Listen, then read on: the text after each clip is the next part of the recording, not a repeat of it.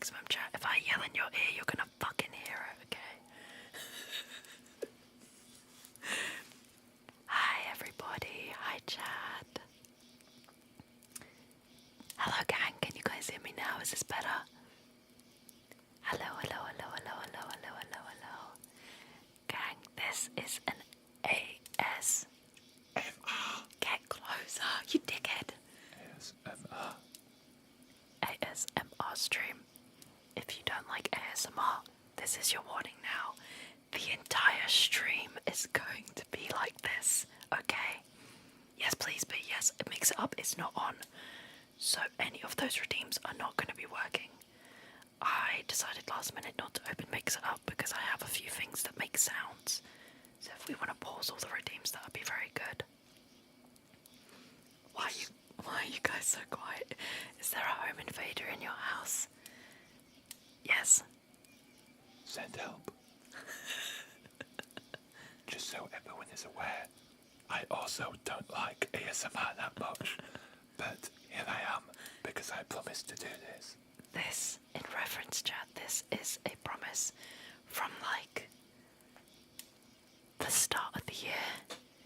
The start of the year, Devil promised that when we hit 2k followers, that we would do a creepypasta ASMR reading. And so here we are. Also, yes, we are indeed. We're being held at gunpoint by Slenderman in the background, if you guys couldn't tell. Gang, I'm warning you all right now. The entire stream is going to be like this, so if you really, really, really don't like ASMR, it's okay. It is more than okay to not like the sound of a woman whispering in your ear, you absolute pussy. Anyway, you sound like your lights are off. Are your lights off? Please lie to me if they aren't. I need the 5 completed. We're outside in the woods. What do you mean? Thank you so much, Pete. Thank you, thank you, thank you. Appreciate you. Yeah, that's my bad. I very last minute was like, Jelly's not gonna be here. I don't need Mix It Up on for anything. Without realizing that Mix It Up controls like literally everything, so thank you very much. I need to move my webcam. Whoa. An enemy of the state has just hit my fucking chair. 1 second, gang, I'm gonna be really, really quick.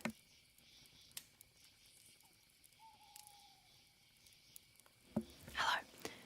Is Jelly okay? Jelly's fine. He's chilling. He's relaxing. Not the first time I've been lost in the woods with a jar. And not the last time either. Welcome in, Jacob. I need you all to know the devil is just sat next to me, just like, yeah. Coming close. Hello. It's me. Don't know what I'm doing here, but here we are. Today, chat, me and Devil are gonna be reading Creepy Pasta. Creepy Pasta. We're gonna be reading some of our favourites from the good old days. Careful, what are you doing? Okay, that's fine. You scared me. Jesus, chat, they killed Jelly. The ASMR stream is just an excuse to go live. Absolutely not. Absolutely not. Have the whisper sex. What the fuck is that? What the fuck do you mean? What the fuck are you talking about? Gang. I don't know what I was gonna say. This is actually really difficult doing with someone else, I'm not gonna lie. I'm really, really, really used to like streaming by myself. Especially like for like a longer stream. So whispering and doing it is like way more difficult. Also, hi Laser, welcome in Laser. Hi guys. We're going to be streaming about a fucking hour today because we can't do this shit for any longer. I said about an hour and a half to 2 hours. the stories that we read. There might not be a lot of chat interactions, you guys, but we'll do our best. A silenced mumble required.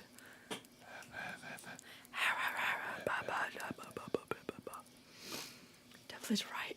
At least wait until he leaves to piss before you start complaining about him. I'm not complaining about him. I'm not. He's a good egg. He's doing this for you guys more than he's doing it for me. I promised to do this, and so I am doing this. We're not doing this because we fucking want to. At least I'm not. I'm doing it because I want to, first of all. Speak for yourself, sir. You hear the creaking? What was that? James. Stop. Oh my god.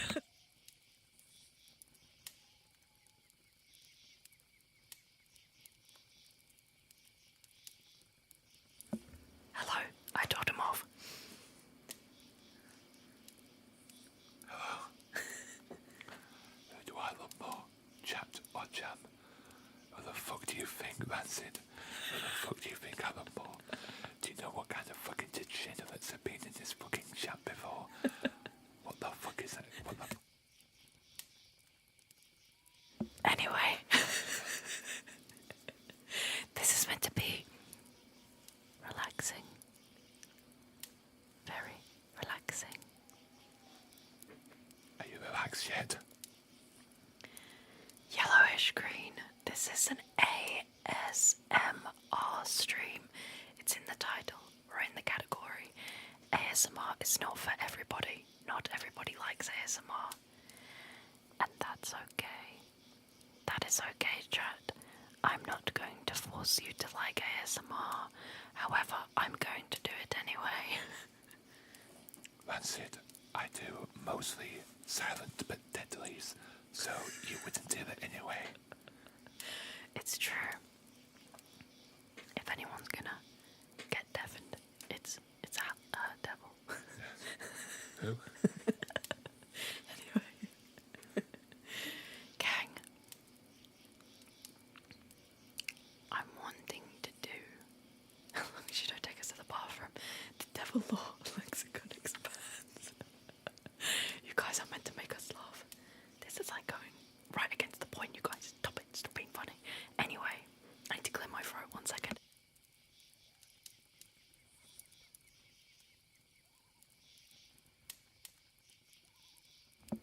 Anyway.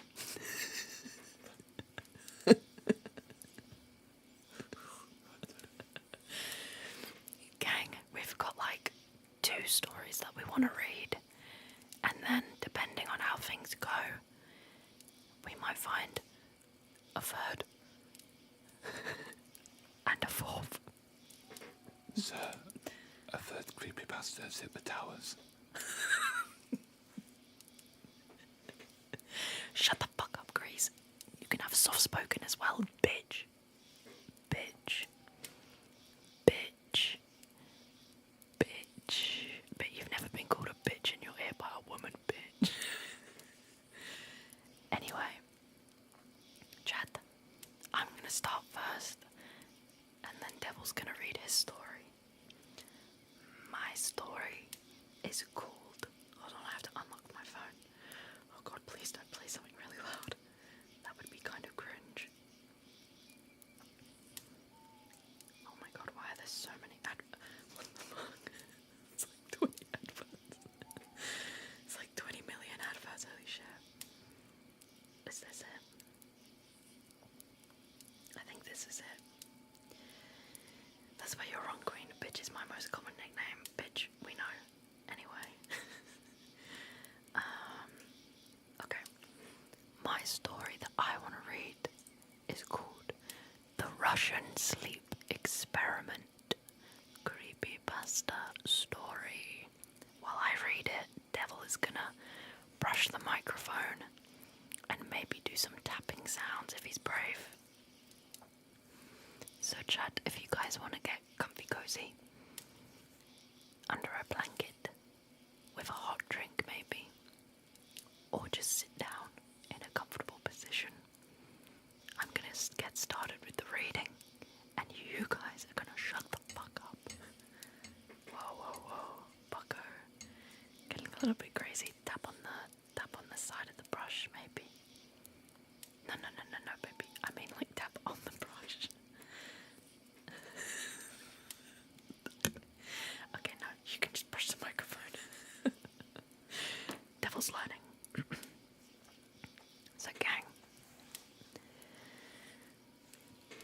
This story is my favourite because I thought it was real for the longest time, and it scared the fuck out of me. If you guys have seen pictures of the Russian sleep experiment, then you know.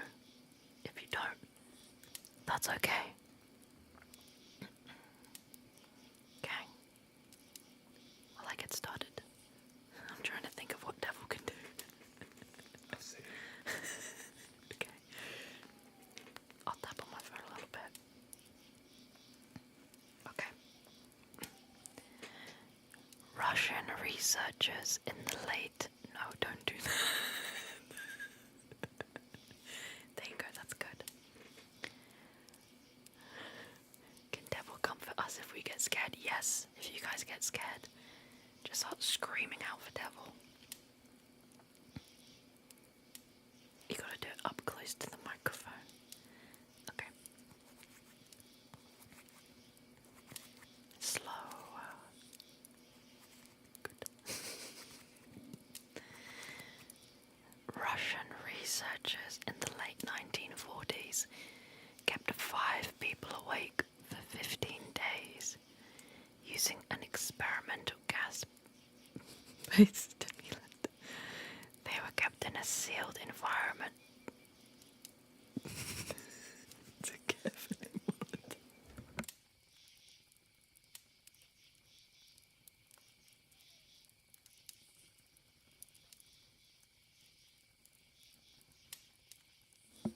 Hi, Mel.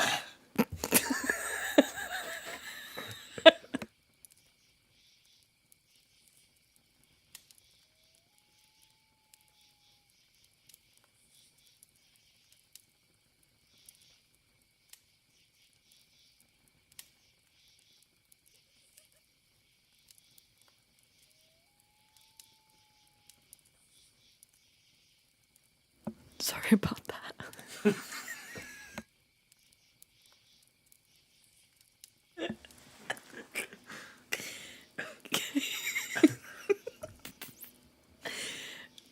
Hi Val, how are you doing? I'm so sorry. This is difficult. This is so much easier on my own. Let's start from the top. With less of that.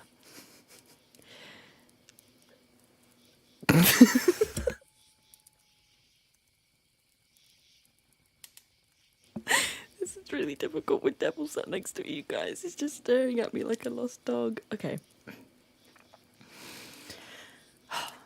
The ASMR begins. I'm logging in. The Russian sleep experiment. Creepy pasta story. We'll start from the very beginning. Russian researchers in the late 1940s kept 5 people awake for 15 days using an experimental gas-based stimulant. They were kept in a sealed environment to carefully monitor their oxygen intake so the gas didn't kill them, since it was toxic in high concentrations.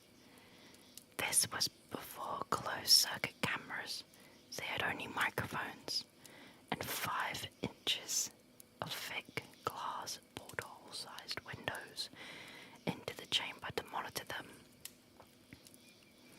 The chamber was stocked with books, cots to sleep on, but no bedding, running water and toilet, and enough dried food to last all 5 for over a month.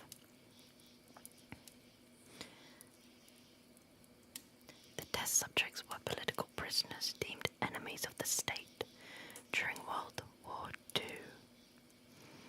Everything was fine for the first 5 days. The subjects hardly complained, having been promised, falsely, that they would be freed if they submitted to the test and did not sleep for 30 days. Their conversations and activities were monitored, and it was noted that they continued to talk about increasingly traumatic incidents in their past and the general tone of their conversations took on a darker aspect after the 4-day mark. After 5 days, they started to complain about the circumstances and events that led them to where they were and started to demonstrate severe paranoia. They stopped talking to each other and began alternately whispering to the microphones and one-way mirror portholes. Oddly, they all seemed to think they could win the trust of the experimenters by turning over their comrades, the other subjects in captivity with them. At first, the researchers suspected this was an effect of the gas itself. After 9 days, the first of them started screaming. He ran the length of the chamber, repeatedly yelling at the top of his lungs for 3 hours straight. He continued attempting to scream, but was only able to produce occasional squeaks. The researchers postulated that he had physically torn his vocal cords. The most surprising thing about this behavior is how the other captives reacted to it, or rather, didn't react to it. They continued whispering to the microphones until the second of the captives started to scream. The 2 non-screaming captives took the books apart, smeared page after page with their own feces, and pasted them calmly over the glass portholes. The screaming promptly stopped. So did the whispering to the microphones. After 3 more days passed, the researchers checked the microphones hourly to make sure they were working, since they thought it impossible that no sound could be coming with 5 people inside. The oxygen consumption in the chamber indicated that all 5 must still be alive. In fact, it was the amount of oxygen 5 people would consume at a very heavy level of strenuous exercise. On the morning of the 14th day, the researchers did something they said they would not do to get a reaction from the captives. They used the intercom inside the chamber, hoping to provoke any response from the captives. They were afraid were either dead or vegetables. What the fuck? Why vegetables, anyway? They announced, "We are opening the chamber to test the microphones. Step away from the door and lie flat on the floor or you will be shot. Compliance will earn one of you your immediate freedom." Debate broke out among the researchers and the military forces funding the research. Unable to provoke any more response using the intercom, it was finally decided to open the chamber at midnight on the 15th day. The chamber was flushed of the stimulant gas and filled with fresh air. And immediately, voices from the microphone began to object. 3 different voices began begging, as if pleading for the life of loved ones, to turn the gas back on. The chamber was opened, and soldiers sent in to retrieve the test subjects. They began to scream, louder than ever, and so did the soldiers when they saw what was inside. 4 of the 5 subjects were still alive, although no one could rightly call this state that any of them in life. No one could rightly call this state that any of them in life. That's what it said. Hi, Oddity, welcome in.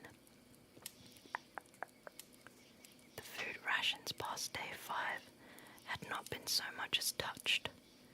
There were chunks of meat from the dead test subjects' thighs chest, stuffed into the drain in the center of the chamber, blocking the drain and allowing 4 inches of water to accumulate on the floor.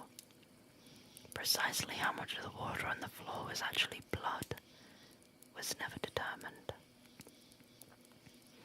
All 4 surviving test subjects also had large portions of muscle and skin torn away from their bodies. The destruction of flesh and exposed bone on their fingertips indicated that the wounds were inflicted by hand, not with teeth as the researchers initially thought. Closer examination of the position and angles of the wounds indicated that most, if not all of them, were self-inflicted. The abdominal organs below the ribcage of all 4 test subjects had been removed, while the heart, lungs, and diaphragm remained in place. The skin and most of the muscles attached to the ribs had been ripped off, exposing the lungs through the ribcage. All the blood vessels and organs remained intact. They had just been taken out and laid on the floor, fanning out around the eviscerated but still living bodies of the subjects. The digestive tract of all 4 could be seen to be working, digesting food. It quickly became apparent that what they were digesting was their own flesh that they had ripped off and eaten over the course of days. Hi, Egg. Welcome in, Egg. We're doing ASMR tonight. I hope you're doing okay. Most of the soldiers were Russian special operatives at the facility, but still many refused to return to the chamber to remove the test subjects. They continued to scream to be left in the chamber and alternately begged and demanded that the gas be turned back on, lest they fall asleep.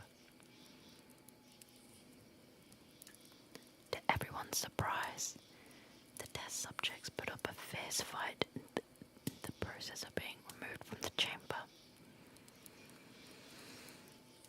One of the Russian soldiers died from having his throat ripped out.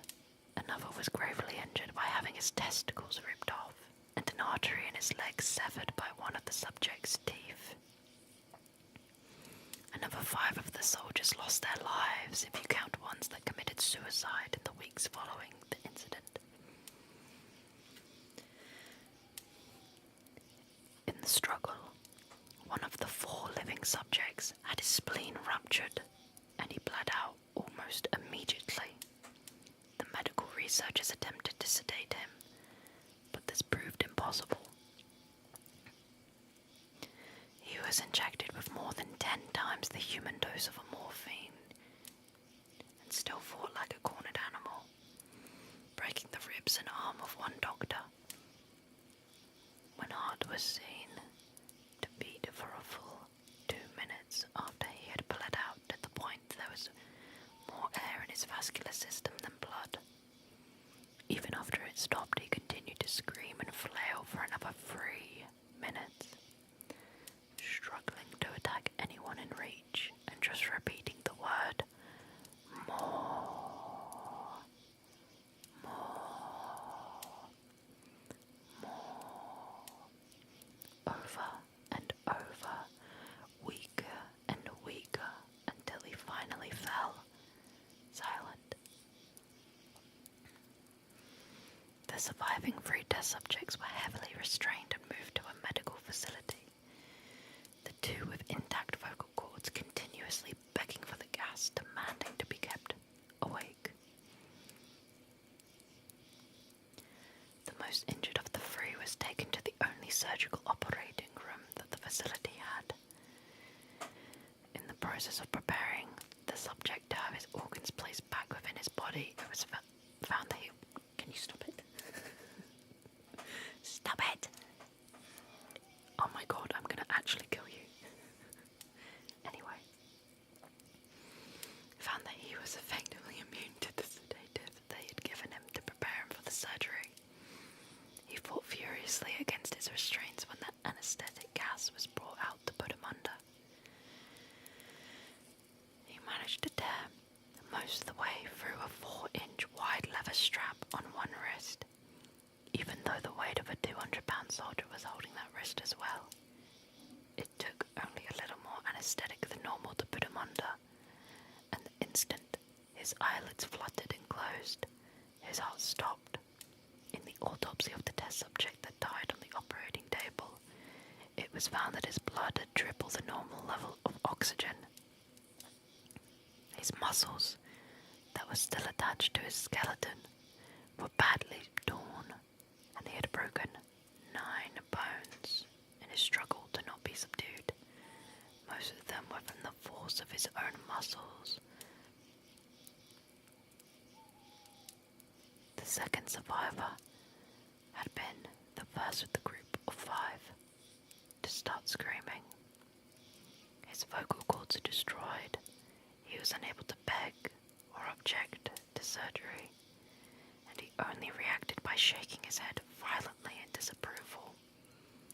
When the anesthetic gas was brought near him, he shook his head yes when someone suggested, reluctantly, they try the surgery without anesthetic, and did not react for the entire 6-hour procedure of replacing his abdominal organs and attempting to cover them with what remained of his skin.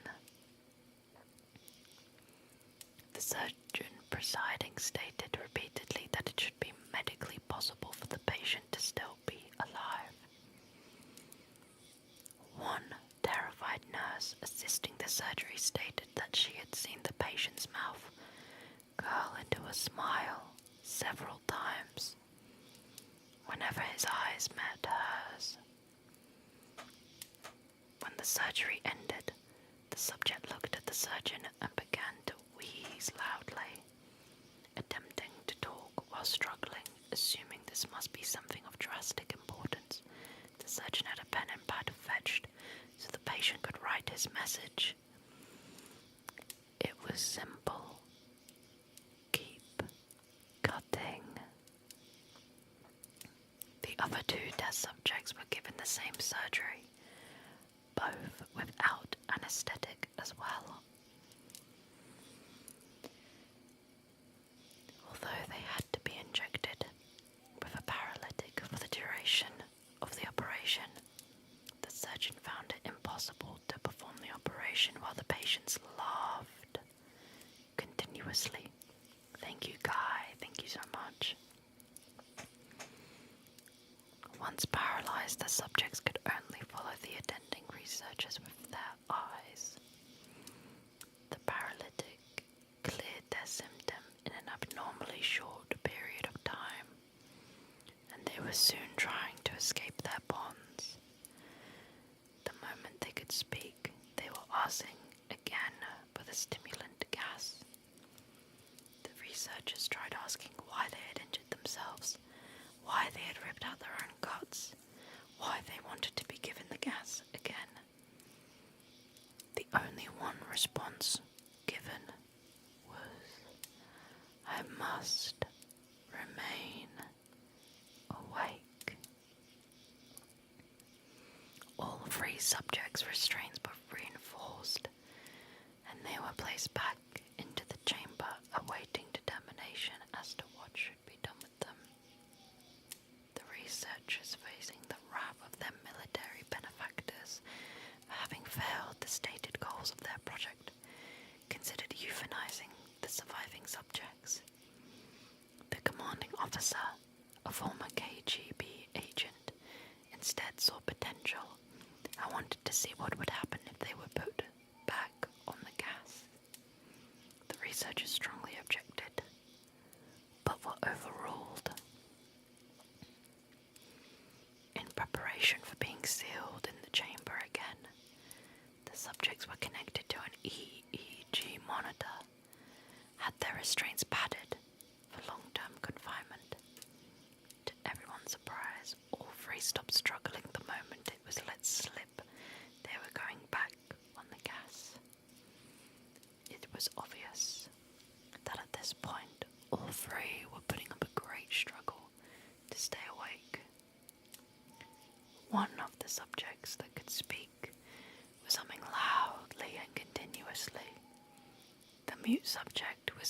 his legs against the leather bonds with all his might.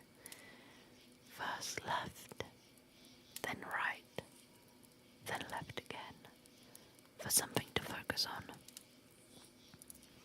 The remaining subject was holding his head off his pillow and blinking rapidly.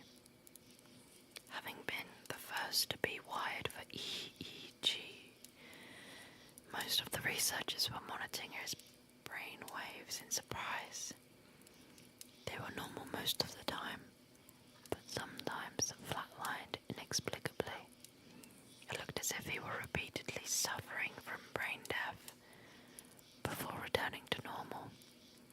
As they focused on paper scrolling out of the brainwave monitor, only one nurse saw his eyes slip shut. At the same moment, his head hit the pillow. His brainwaves immediately changed to that of deep sleep, then flatlined for the last time as his heart simultaneously stopped. The only remaining subject that could speak started screaming to be sealed in now. His brainwave showed the same flat lines as one who had just died from falling asleep. The commander gave the order to seal the chamber with both subjects inside, as well as 3 researchers. One of the named 3 immediately drew his gun and shot the commander point blank between the eyes, then turned the gun on the mute subject and blew his brains out as well. He pointed the gun at the remaining subject, still restrained to a bed, as the remaining member of the medical and research team fled the room. Thank you very much for the follow. Welcome in. Where was I? Still restrained to a bed as the remaining members of the medical and research team fled the room.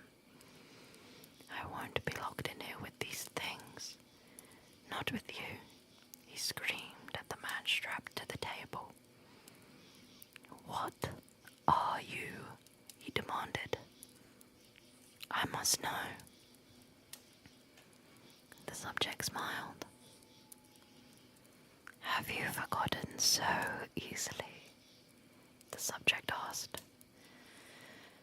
We are you. We are the madness that lurks within you all, begging to be free at every moment in your deepest animal mind. We are what you hide from in your beds every night. We are what you sedate into silence and paralysis when you go to the nocturnal haven where we cannot tread. The researcher paused, then aimed at the subject's heart and fired. The EEG flatlined as the subject weakly choked out. So nearly free.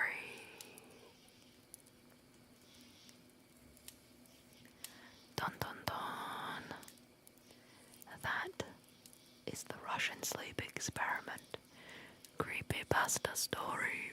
Ooh, spooky, spooky, spooky. Thank you. Also, John, I'm very sorry. All of my commands are turned off, as a lot of them make very loud noises. My model's tracking you. So, they will be working tomorrow onwards, but I don't typically do ASMR streams. This is a one-off, so I do apologize. But yes, I do have lore. It should be in the About Me section below as well. Thank you for being interested. Come close. 1 second.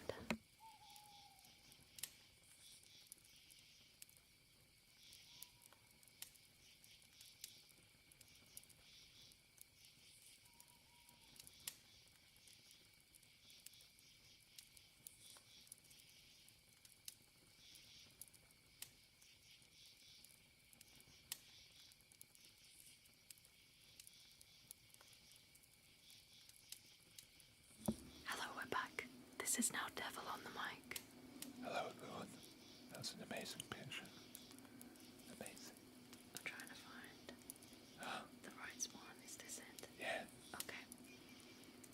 It's about time for Devil to read his story. That's right.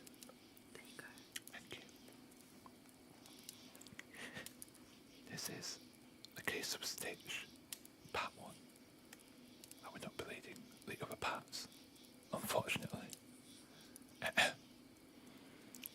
It was just your typical Seattle day. Light and dark grey clouds intermingling together, sprinkling throughout the day, wind blowing near constantly. I was sitting in mine and Anne's office when the boss came in and dropped 2 huge boxes on my desk, nearly spilling my cup of coffee all over my keyboard. He walked out of the room and led me to the case. I wiped up the few drops of coffee that made it onto my suit. I sighed. You would think more boxes would mean an easier case to solve, more evidence, easier to find suspect. But no, generally speaking, the more boxes the boss handed me, the more work I had ahead of me. My partner, Anna, wouldn't be pleased either. I sighed and sipped my coffee for a few unfortunately short minutes, staring at the boxes in front of me. After much internal bargaining, I stood up and opened the first box and peered inside. It was full of DVDs, journals, crime scene photographs, physical evidence, hair, bits of flesh, nails, blood samples. This all it looked like it was going to be one of the most gruesome cases of the year. I looked at the clock and decided to take the boxes home and organize them. I left the office building and walked out into the crisp autumn air. It struck me that not many people were out at the evening. It was just after 5 o'clock. Shouldn't more people be getting off work? I reached my car, put the boxes on top of it, unlocked the door, and piled in. I put the boxes on the passenger seat of my beat-up car and started to drive home. I got home around 5:45 after stopping to get some food for dinner. I'd made myself tacos and sat in front of the television. I ate quickly, watched my favourite comedy show, King of the Hill. Okay. I would need something funny to get me through these boxes. I emptied the contents out into the table in front of me. I noticed that there were photos from 3 different crime scenes, so I started organising everything by victim. Why it wasn't in the first place, I wasn't sure at that point, but as I started going through everything, I had an idea why. It was all so gruesome. No one would want to deal with this. Maybe that's why me and Anna got this case. We were the best detectives there, stomachs of steel. Everybody probably assumed we would be able to cope with it. Looking through it though, I wasn't sure we could. It wasn't like we had a choice though.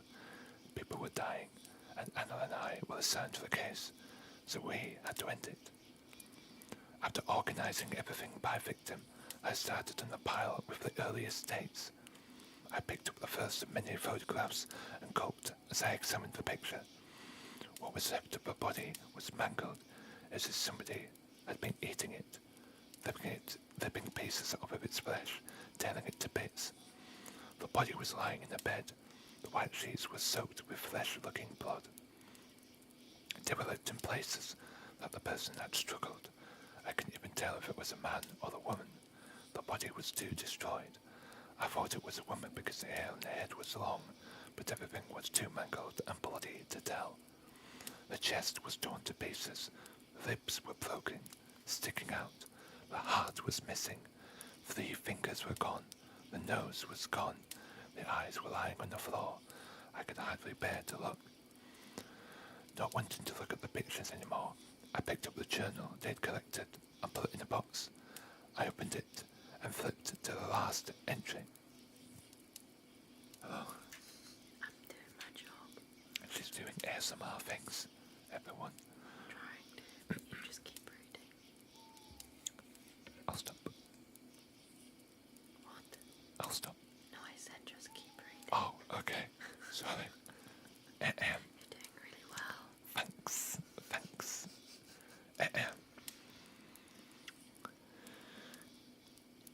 11:03, 8:30 p.m. I don't know how much longer I can take this. I'm scared all the time, paranoid. Someone's always watching me, opening my doors and windows whenever I'm asleep. I'm sure I've developed insomnia. I just can't sleep anymore. Oh God, somebody help me. I'm going insane. Something's going to get me. I just know it. Every day it's the same thing. I can't eat. I can't sleep. My mum told me to get help. I don't want help. I want this thing to leave me alone. Oh God, I shouldn't have written this. Now I'm just even more scared. I remember growing up, I was always scared of what's under the bed, behind the shower curtain, or waiting in the bed next to you, waiting for you to roll over. That heaviness that you feel when you so desperately want to look behind you, but you can't bring yourself to move. That it is whatever as terrifying as this feeling I'm plagued with now. I know I'm going to die, whether this is. You all know what I'm talking about. That overbearing paranoia and fear of your own imagination when you sit in a dark room or by yourself. The writing was shaky and specks of blood covered the page, like it had opened while she was being murdered. They said they found it on the floor by the bed. I looked through some of the previous entries, and a lot of the same. Paranoia, fear, opening doors and windows, feelings of being watched. I wondered what this thing was. Seattle is thought as a hippie coffee drinking and pot smoking city, but considering how relaxed everyone sees us as, there's a lot of crazy stuff that happens here. Washington is just serial killer central. It at least looked like that was what we were on at. It at least, hang on, wait, rewind that. It at least looked like that was what we had on our hands, okay? 3 killings in the same style, bodies torn to shreds, appearing to be eaten. I flipped to the first entry of the journal. 11:01, 12, 11:36 a.m. My window keeps opening. They close when I go to sleep, open when I wake up. Maybe it's just an animal, a squirrel or something, climbing around in the tree outside my window. I think I'll set up a video camera tonight, try to catch it.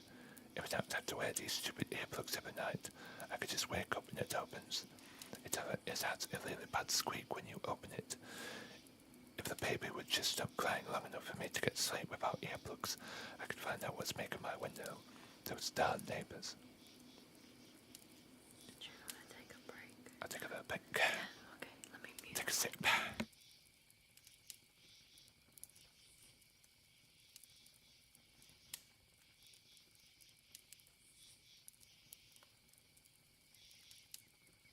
And we're back. Welcome back.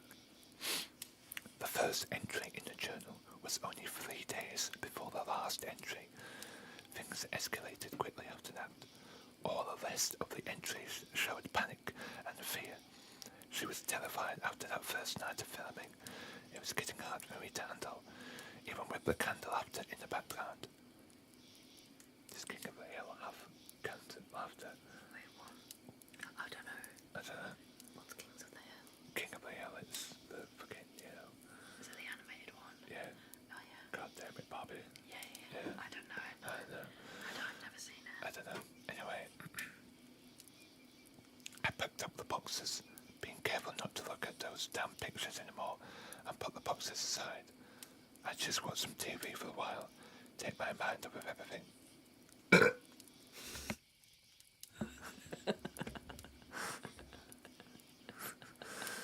Excuse me, Chad. A bit louder than I thought it would be.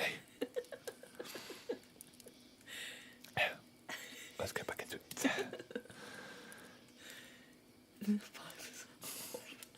Lock in. I'm locked in.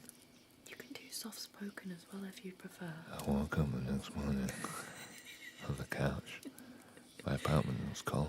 No. I stood up from the couch, so from a night of all good sleep, I took a shower, got dressed, and left for the office, calling Anna. You remind me of the, Blade Runner. When, I shot her. yeah, She was dead. when Harrison Ford does the voiceover. Maybe stick to the whispering. Yeah. My apartment was cold. I stood up from the couch, saw from a night of awkward sleep. I took a shower, got dressed, and left for the office, calling Anna while I drove. She said she'd be a little late, that she just woke up.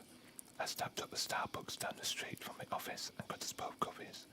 We really needed to get through all the contents of the boxes so we could start to think about who this sadistic killer was.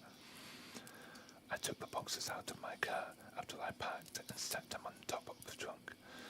I put the 2 cups of coffee on top of them, carefully carried them out to our office. When I got to the office, it was cold there too, colder than usual. I turned on the heat and took a sip of my coffee, leaving my suit coat on. Anna arrived 10 minutes after I did and gratefully took the coffee. So what do we have? She asked. I don't know if you want to know, I said, trying to sound light-hearted. Oh please, she said, chuckling. We can handle anything. I sighed and opened the boxes for her. I pulled out the pictures from the first crime scene and showed them to her. She gasped as she took them. I saw tears well up in her eyes as she put her hand to her face and grabbed the photo. I showed her the only picture I looked at thoroughly. I can understand her disgust. What kind of sick freak can do this sort of thing to someone? She said, more quietly than usual. This psychotic nutjob stole her heart. He tore her to shreds. What? Who can do that? I don't know, Anna. I was wondering these same things last night. I said. I only looked at that picture before I couldn't do it anymore. After that, I started reading through the journal the first victim had been keeping. I grabbed it out of the box and opened it to the first entry. I read it to her, and then from the second day, where she was starting to panic. What do you think? Could it be her ex? Whoever her ex are? She talks about something standing outside the window, so maybe he was stalking her. It's possible, Anna replied.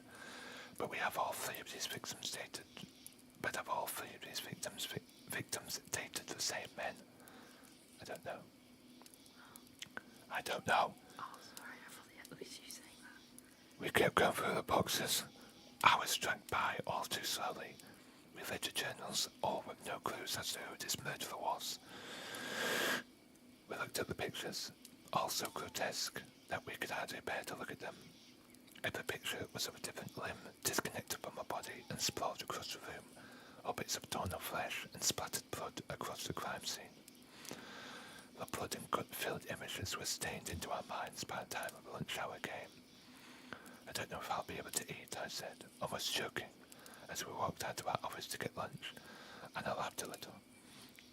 I know what you mean. This is probably the worst case I've dealt with. Over lunch, we discussed theories, who had done it type theories, but none of them really made sense. The ex idea could be plausible, but what was the likelihood of 2 women and 1 man in a city as big as Seattle dating the same man?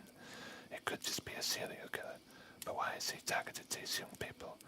Maybe they knew some of the same people, or those people happened to be psychopaths. There were just too many options to narrow it down this early in the investigation. After the last few hours of work, Anna took 1 box, holding 1 case home. I took the other 2. I was going to watch the DVDs they'd found on the scene. I got home and made myself some dinner and sat down on the couch. After eating, I popped in the DVD labelled Night 1 and watched. I fell asleep 10 minutes in though, woke up the next morning, almost late again. I made my way back to the office as fast as I could and told Anna I'd fallen asleep and didn't manage to get through the whole thing. She said it was okay, that we could watch 1 or 2 of them then. We situated ourselves around my computer and put in the first disc. Oh, hello Deeps. Welcome in, welcome in. Nothing much happened, except the near constant cries of a baby.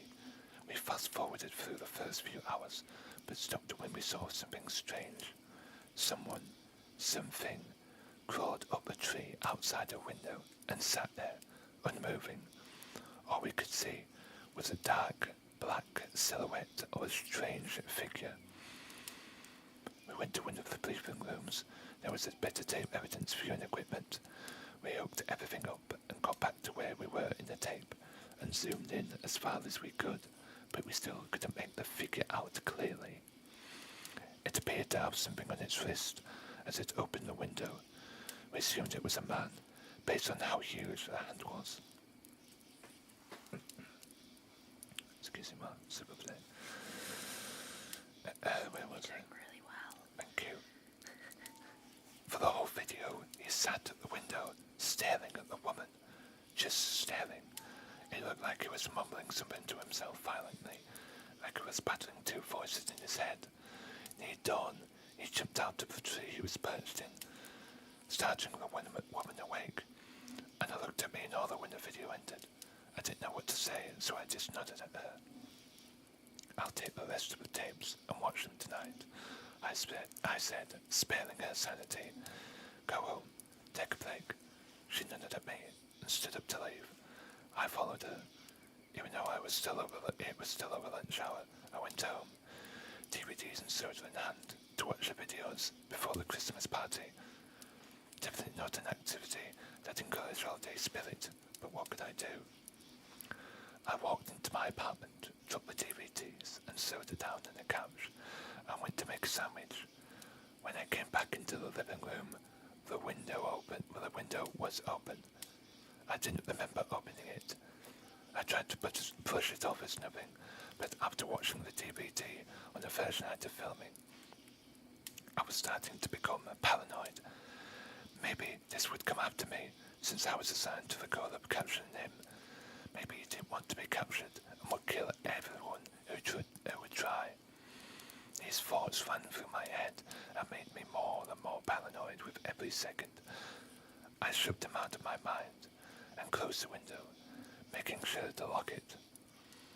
I ate my sandwich quickly, gulped down some soda to wake me up, and put on the next DVD. It started off the same, except the woman had left a candle lit by the window, probably so she could see who was there. It didn't help much though. I could make out what looked like bracelets dangling off his wrists, clanking whenever he moved. He pressed his hands and face pressed against the locked. Oh fucking hell! What is this? He pressed his hands and face pressed against the locked window. What do you mean? He just said the same thing twice. It's okay, this was written like 20 years ago. It was. That's crazy. Excuse me. I couldn't make out any eyes, hair, or a human face. All I could see was a nose which looked broken, and a mouth that looked severely chapped. The whole video progressed the same the first night out. He stood there till dawn, watching, muttering. I wish I could see what he was, but at the same time I didn't. Just from his outline, he looked grotesque. The second video ended with the creature leaving, just as he had the night before. I remember reading that on the third day the woman had called the police. I didn't remember anyone telling me someone had called, claiming to be stalked by night, or claiming someone was standing outside a window at night. She also wrote in her journal that she called someone to come stay the night with her. During his interview, we found out he was her cousin. I know he found the body. He woke up to screaming in the middle of the night, but claimed he couldn't open the door in time to save her. He was held as a suspect in custody inside a mental hospital. The incident had caused severe mental damage. He refused to discuss the event and only muttered to himself. It was the second victim this killer had claimed. I turned out all the lights in my apartment, becoming paranoid myself. Before I watched the next and last DVD, I opened up the woman's journal again and read through the entire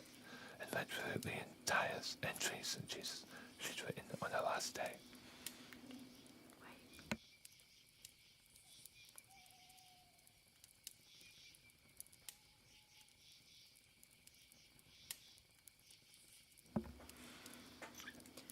Also, gang, there is an advert coming up in about 2 minutes. Just to let you guys know. 2-minute what? Was a high tip. I opened up the woman's journal again and read through the entries that she'd written on her last day. 11th of the 3rd, 12, 5:17 p.m. Excuse me. I called the police. They won't help me. They don't believe me. They think I'm crazy. I tell them someone with something on his wrist and an ugly face keeps opening my windows and trying to open them if they're locked. Stop burping. But they just don't care. Just mute the mic.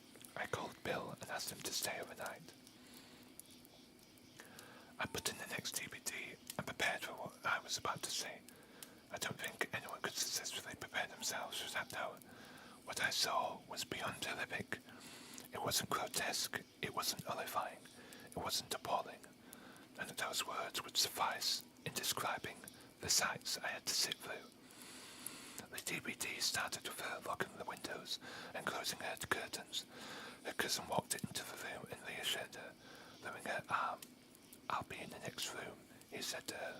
The woman nodded and walked away. She lit 2 candles and put one next to her bed, one by the window. We found them on the floor, both labelled vanilla, honey stress to leave candle.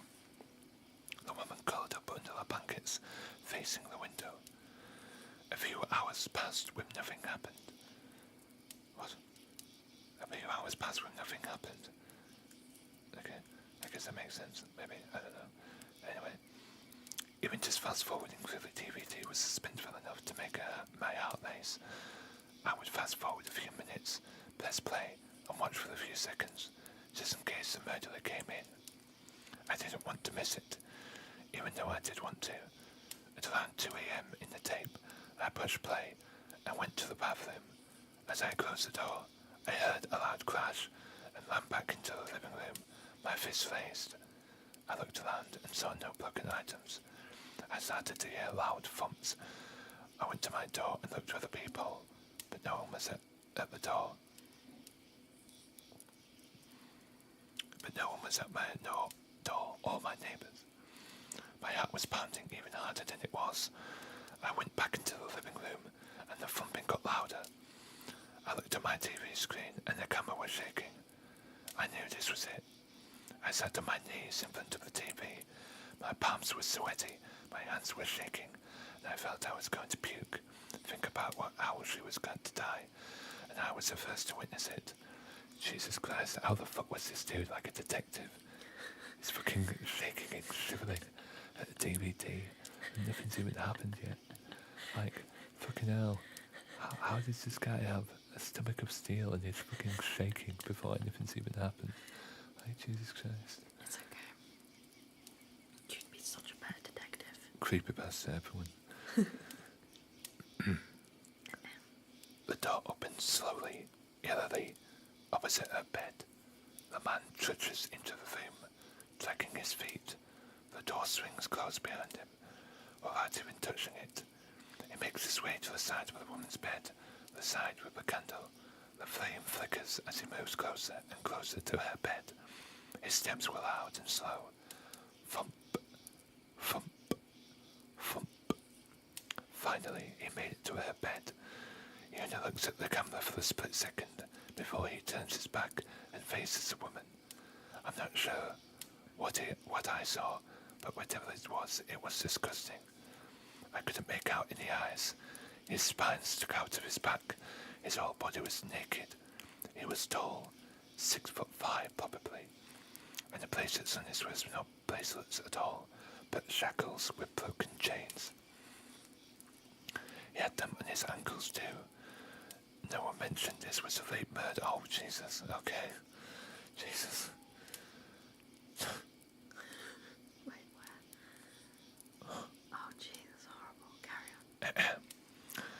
This naked man standing beside a woman's bed. What else would I think? As he stands there, I heard muttering, a low, menacing voice. I couldn't make out what he was saying. He bent over, slowly, eerily, and lifted the woman's hair, smelling it deeply. She started to wake up and rolled over, mumbling, Billy, what are you doing? Oh my, 'cause I'm fucking. Shut up. When she saw who was waiting for her, she screamed.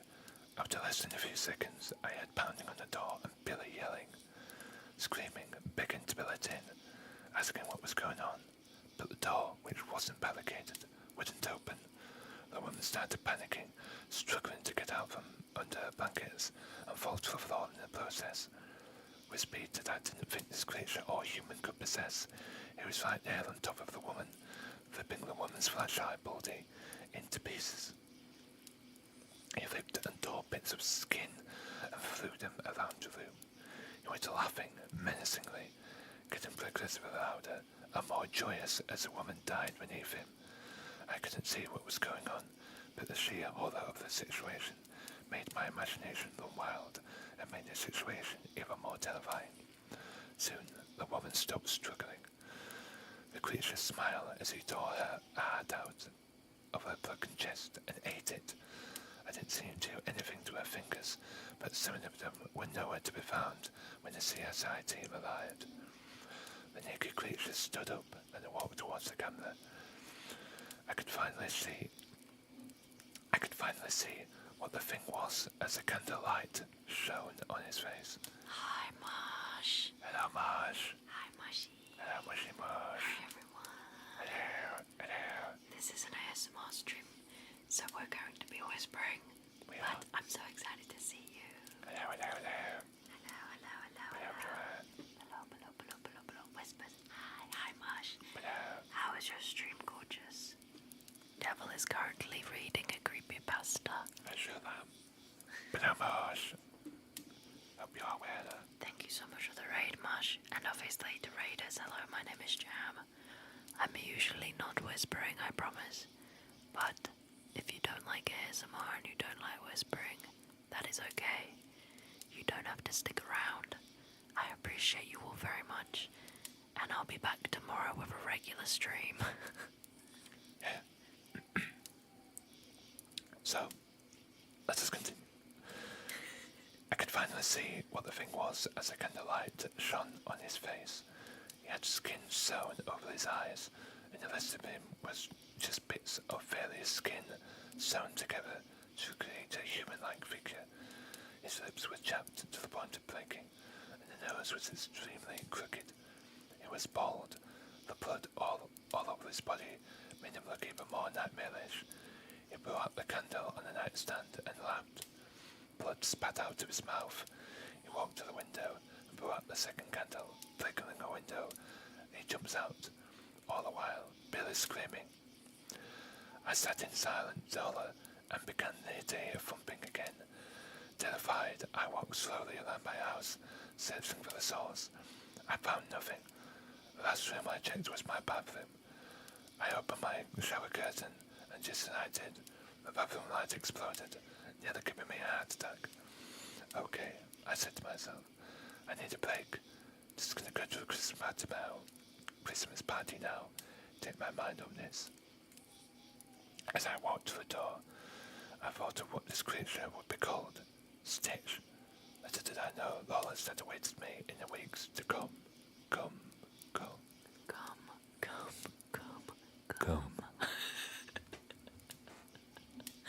Well done. Wait, you clapped for me. Let me clap for you. Thank you. Well done. Hip hip, hooray. Chat, I'm gonna mute quickly and move over.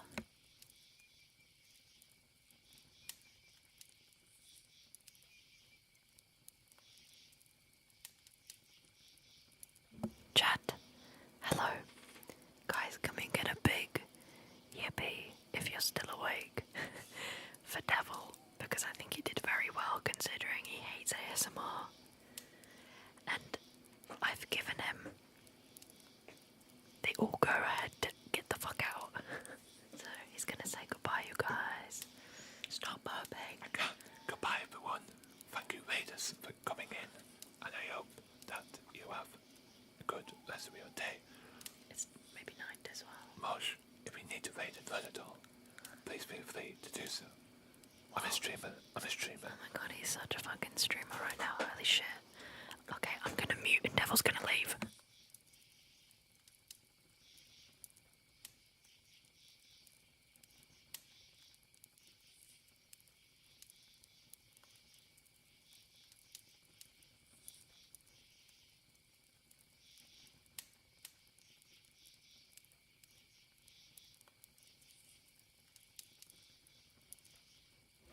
Hi, chat.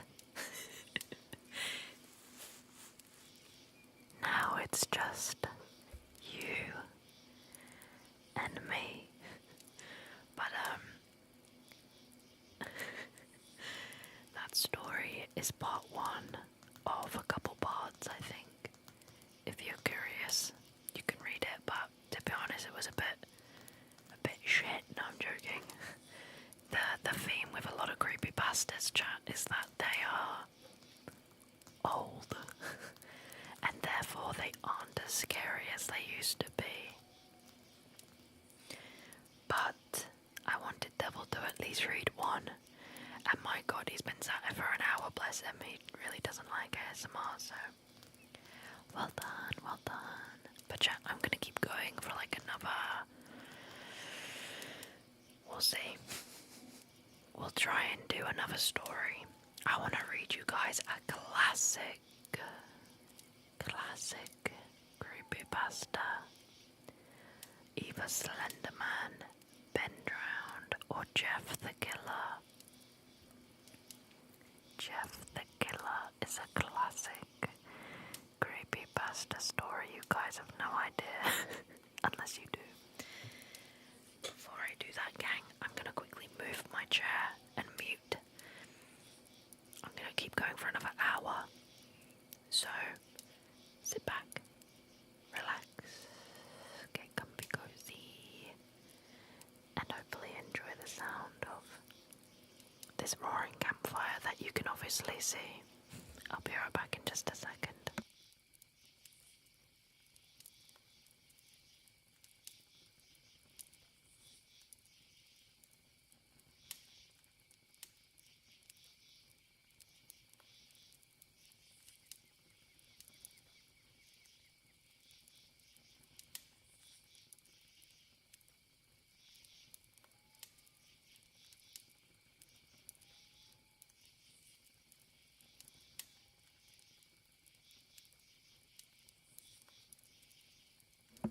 Hello.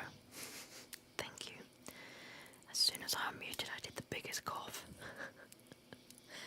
I'm gonna see if I can find the original Slenderman or Jeff the Killer. What would you guys prefer? What are you more curious about? Jeff the Killer or Slenderman? Slender. We can do Slender. I think Slenderman is a better story. It is a classic story. I don't even know if you guys can hear me typing on my phone or not, but hopefully that is nice as well. Let's see. I'm actually feeling really tired. I don't know about you guys. I love ASMR. I listen to it like every night pretty much. Let's see. I think that Slenderman has a couple different stories. Let's see.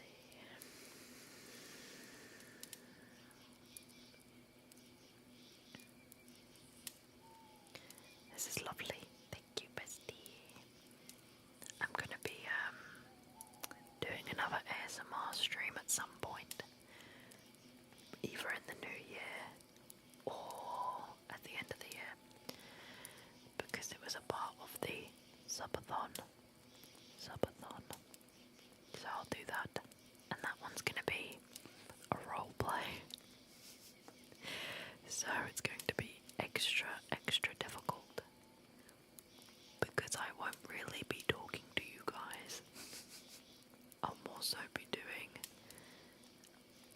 silly ASMR, but I actually love ASMR, so I can't really complain.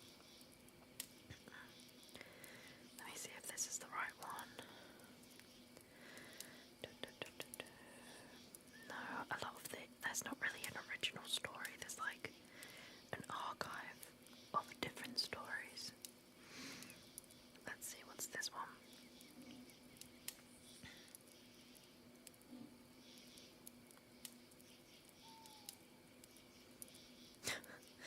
These are all shit, you guys, I'm not gonna lie. We'll try. This one's a short one, so we'll try this. If it goes by quick, we'll read another.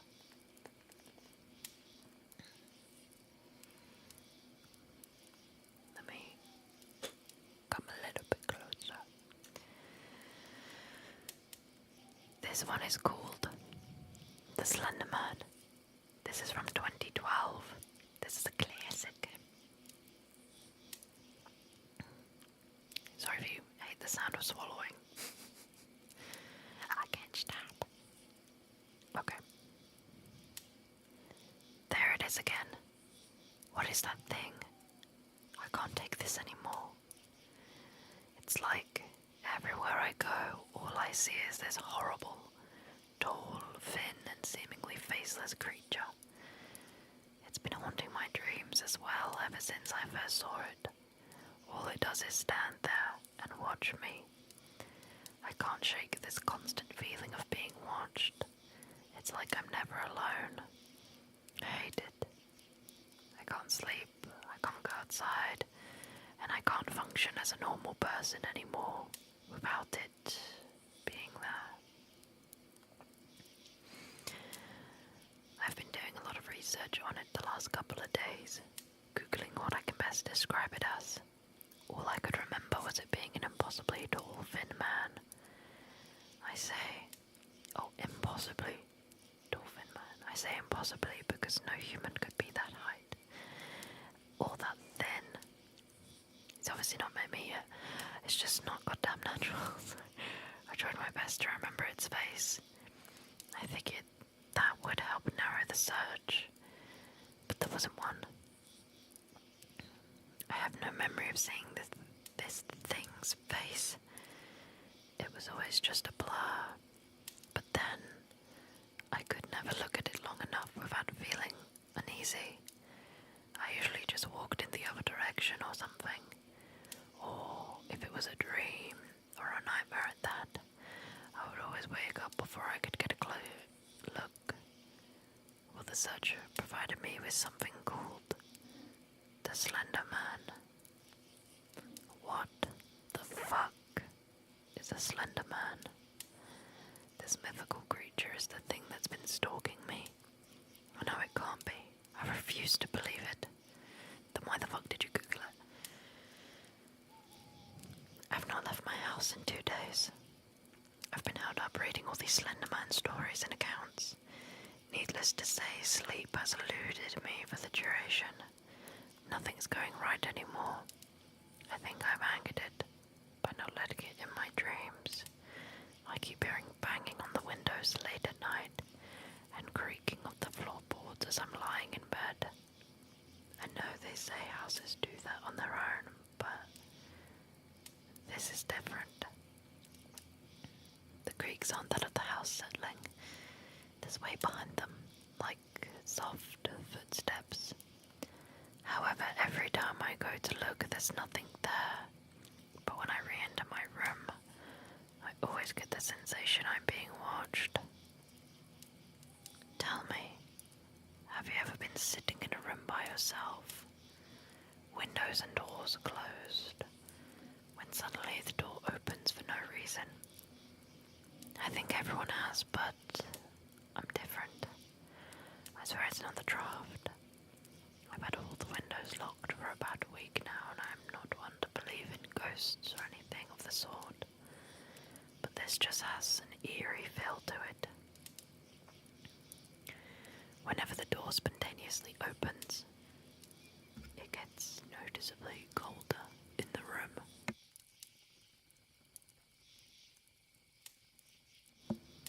The second I leave the room, however,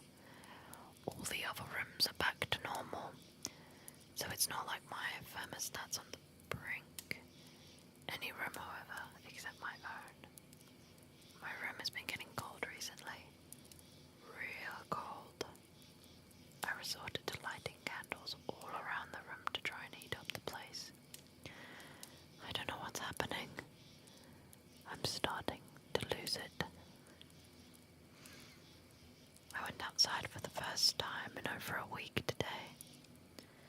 I thought maybe my delusions were coming from being cooped up, spending too much time scaring myself reading about the Slender Man.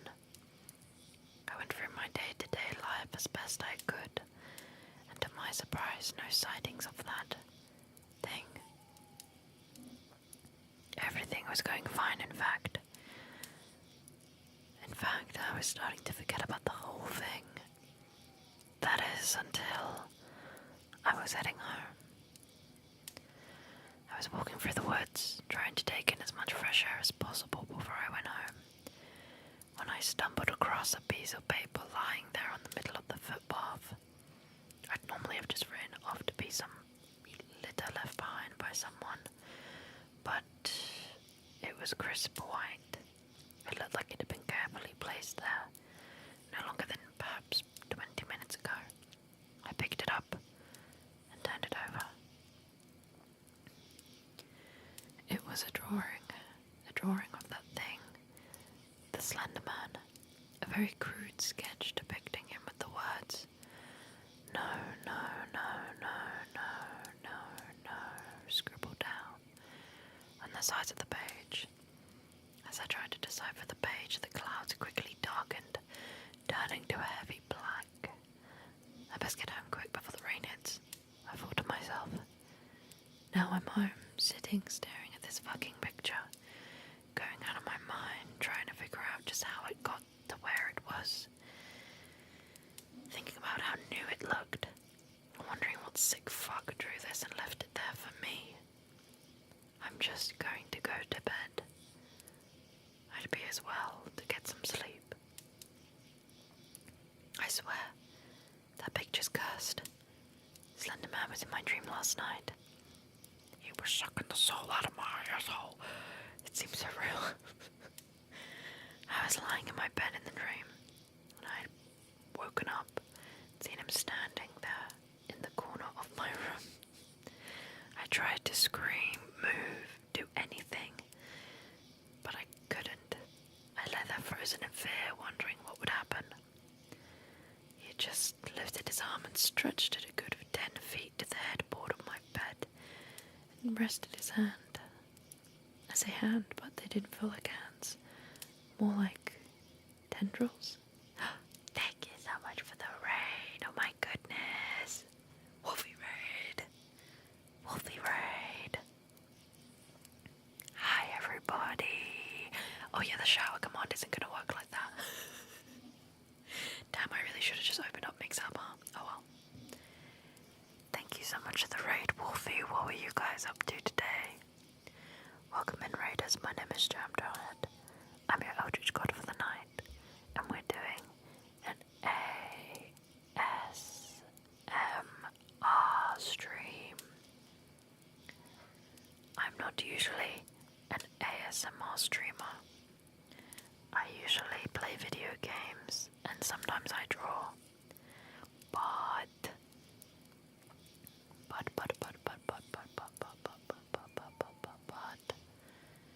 if you don't like ASMR, that's okay. It's not for everybody. Again, this isn't my typical stream, so please don't be afraid to come back again another time. You are doing a 300 follower celebration. Congratulations on hitting 300 followers. Well done, well done. You did a little Lego, did some tarot, and finished up on Drake Hollow. How's you? I'm doing very well, thank you for asking. Hi Lucy, welcome in, welcome in. Again gang, typically I'm using my full voice and we're playing some games or something. But this is a special celebration stream, which I promised at the start of this year when we hit 2K. So we're reading some creepypastas in an ASMR whisper style. Again, if you don't like ASMR, that's okay. It isn't for everybody. If you need to raid and run, please do. If you want to come back again in the future, I will hopefully see you there, my lovelies. to sit back, relax, relax, relax, and hopefully enjoy this Slender Man creepypasta reading. Where the fuck was I? Hold on. I've totally forgotten. Ah, shit. Close all the ads. No worries, that's okay, that's okay. Appreciate you so much. Thank you very much, gang. I appreciate you, and I will see you again in the future. Hopefully. Again, I'm not usually doing ASMR, so I might also be terrible at ASMR, but I'm doing my best. Let's see. Catching up with our very silly character in this story.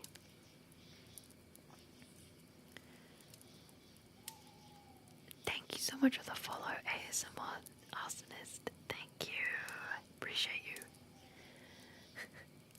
Also, thank you, Bluey. I appreciate you too. Do you know what else has been happening since I brought that picture home? My electronics have been fucking up. My laptop shuts down on its own, even with full battery.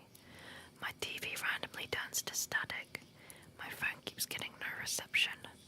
Along with the opening of doors, the constant sound of footsteps at night. You get the picture. I'm burning it tonight. I'm taking out the bag and setting the fucker alight. No. No. This can't be happening. I watched that get burned last night. I took that piece of paper outside last night and watched it burn. How can it be back? What kind of twisted bastard to put a duplicate copy through someone's mailbox? Also, thank you so much for the follow. Thank you. Appreciate you. I can't even phone for help because my electronics won't stop acting up. And I'm too paranoid to leave the house. I don't know what to do. Things are getting too much to cope with now. Day after day, more and more of those damn pictures keep coming through. Nothing works in the house, and I keep thinking that I'm seeing him in the house. Whenever I leave the room, I think I catch a glimpse of him in my peripheral vision, or in the corner of a mirror I pass by. It's driving me insane. Has this thing really invaded my home? If so, there's no safety to be had. If it can get me here, it can get me anywhere. It doesn't mean I won't go down without a fight, though. Okay. I've locked my doors and all the windows and took enough food and water from the kitchen to last me about a week. I'm going to hold up in my room for as long as possible. I don't feel safe outside, nor do I feel safe in my own home. Hi, ASMR, welcome in. We're reading the Slender Man creepypasta from 2012. If you know who Slender Man is, then you'll know about the pictures. If you don't, we need to start teaching it in schools. It's a classic. Thank you for joining us, though. I'm going to hold up in my room for as long as possible. I don't feel safe outside, nor do I feel safe in my own home. This is my last resort. I know he's got something sinister in store for me. I just know it. Why else would he go to such lengths to scare me to the brink of my sanity? Well, I've barricaded myself in my room for now. Nothing's getting in here without my say-so. It's getting late. I'm gonna try and get some shut-eye. Shit. What was that? I swear I heard something move. It must have, because it woke me up. This is no ordinary footstep that I heard at the beginning of all this. Oh no. That was a loud and deliberate thud. It must be messing with me. The Slender Man knows I'm here. I would get up out of bed to turn the light on, but there's no point. He's been messing with the electrics. I lay here scared out of my mind, staring into total darkness. I know this sounds crazy, but have you ever seen a darker shade of black than normal? Like when you're in a dark room cast a shadow, but some shadows seem darker than others. I swear, even though I'm currently in near blind darkness, that corner is darker than the rest. It's the same corner that was in my last nightmare. It's like the darkness is moving. My night vision is getting better now. I can see it in a little more detail. Oh no. No, no, no, no, no, no. No, no, no, no, no. I can see the outline of a man forming in that corner. A very tall, thin man. It looks like he's wearing a suit. Oh god, it's him. He's here. Just like in my dream. I lay here, frozen in fear, wondering what's going to happen. He lifts his arm and stretches it across my room and over to my head. He rests his hands. No, these aren't hands. These are tendrils on my forehead. I thought about grabbing his arm and trying to push away, or getting up out of bed and trying to break down the door, but something told me there's no use. Nothing would help me now. His tendrils grew in length and snaked down my entire body, slowly wrapping themselves around me into some sort of blackened cocoon. Before I could scream, the blackness reached my face and covered my mouth. As it enveloped my head, the last thing to be covered was my eyes, which were firmly shut the whole time. I decided to open them one last time. I looked directly up, and he was there, standing directly over me, looking down. That was the last thing I saw before the darkness claimed me. Although he had no face, I swear, he seemed to smile. Ooh, spooky, spooky, spooky, spooky. That is one of like a million Slenderman stories. And it's absolutely not the best one, but it's the first one that I found that seemed readable. If you don't know who the Slenderman is, Google it and don't watch the movie, because the movie is bad. It's a bad film and it's not worth your time.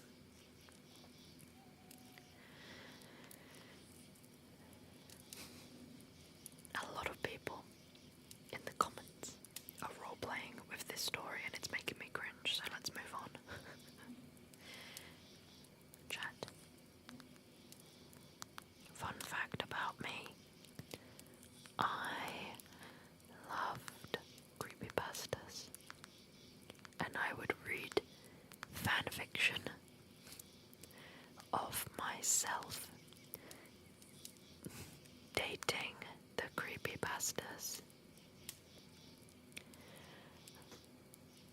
I think that isn't too surprising considering the kind of streamer that I am. Hi Hachi, this is an ASMR stream, my lovely. Strictly whispering and soft-spoken. If you don't like it, that is okay. You don't need to stay. Let me see if I can find one more story. One more story to end the night. The running theme with these stories is that some of them are good and some of them are bad. Let me see if I can find a really good one. As much as I would love to read you the classics, they aren't that good in comparison. If I was to read a classic that is quite good, I would say Bend Drowned, but that's debatable. Let's have a see. Best short stories, let's see.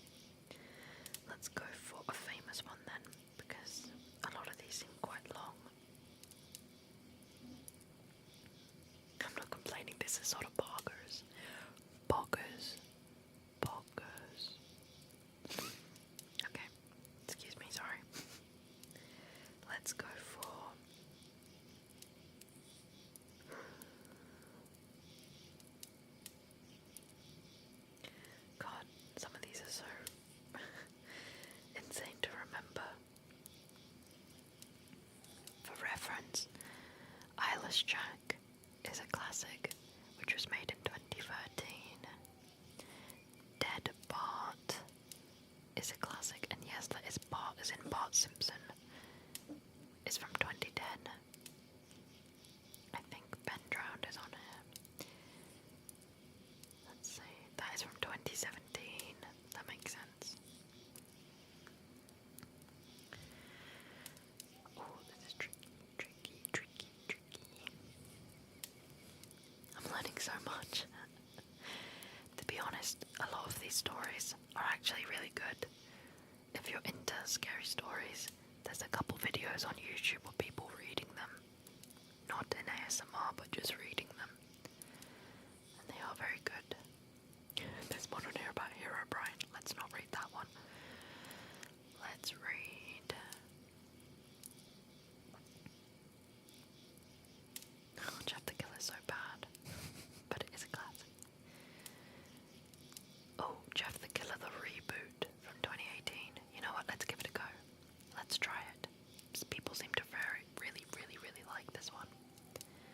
So hopefully it will be good. So this is not the original Jeff the Killer story. This story is from 2018. This is a reboot of the original story, which is fair enough because the original story is... Yep. How long is this one? Let's see. This one should be about 30 minutes. So this is going to be the last story. I can hear Devil downstairs playing video games with his friends. Hopefully you cannot.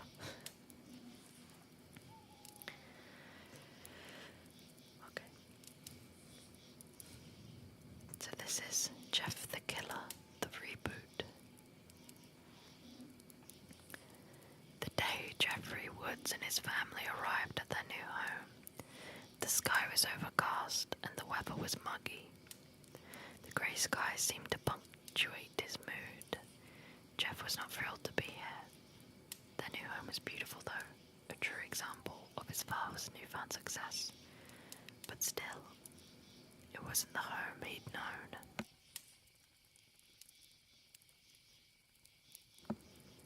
A week after they'd settled in, Jeff and Lou woke up early. The sky was a crisp and gorgeous blue, and although the Louisiana heat was playing its usual cruel tricks, the brothers decided that a morning bike ride to explore the area would be just the right ticket to combat the slight pangs of homesickness that they'd both been experiencing over the last week. "I miss home," Lou blurted out, as Jeff was smearing salsa on the microwaved burrito that would serve as his breakfast. "Me too, Lou, but I guess this is home now, so we just sort of have to make the most of it." "I know, but all of our friends and stuff are back in New Orleans. Remember that building we'd always sneak up on top of and watch the city lights come on?" "I miss that," Lou responded, sounding down. "Yeah, in CM Video, the owner knew us and would always let us rent R-rated movies without our parents. He'd always hook us up with free video game rentals if we got a few movies. Yeah, I miss that too, but Lou, we have to..." Lou interrupted. "I know we have to make the most out of this, but still, this place just seems so fake. And Mum and Dad still treat us like we aren't even here." "Yep, they do. I was sort of hoping the new house would improve their mood, but what can we do?" Lou had no answer. Jeff finished his breakfast and the two boys left the house to mount their bikes and explore around a bit more. As it turned out, the subdivision they moved into was rather close to a cluster of stores in a small shopping centre. That's how you know this is probably written by a British person. They didn't call it a mall. Village Shopping Centre was the name of the short row of businesses. Oh, maybe it isn't actually. Within these there was a Pizza Hut, a Chinese restaurant, a tobacco store, a Sprint store. Happened next to Poundland. And what Jeff and Lou were most excited about, a video store. We'll have to get Mum or Dad to come down here and open up an account so we can rent movies, Lou mentioned as Jeff flipped a box over to read the description of a horror movie. Shit, you're right, Jeff snapped, feeling a bit of frustration at this thought. He knew getting his parents to actually come down here and set up a membership would take forever, since their usual after-work routine was to go off into separate rooms until they got hungry enough to come out and speak. Jeff glanced over at the girl working behind the counter. Maybe I can go over there and sweet talk her into giving us accounts, he joked. Yeah, right, Jeff. One look at you and she'll probably ban us, Lou remarked back, a smile broad on his face. You doubting me, little man? Doubting you? The guy who's kissed 2 girls and almost touched a boob.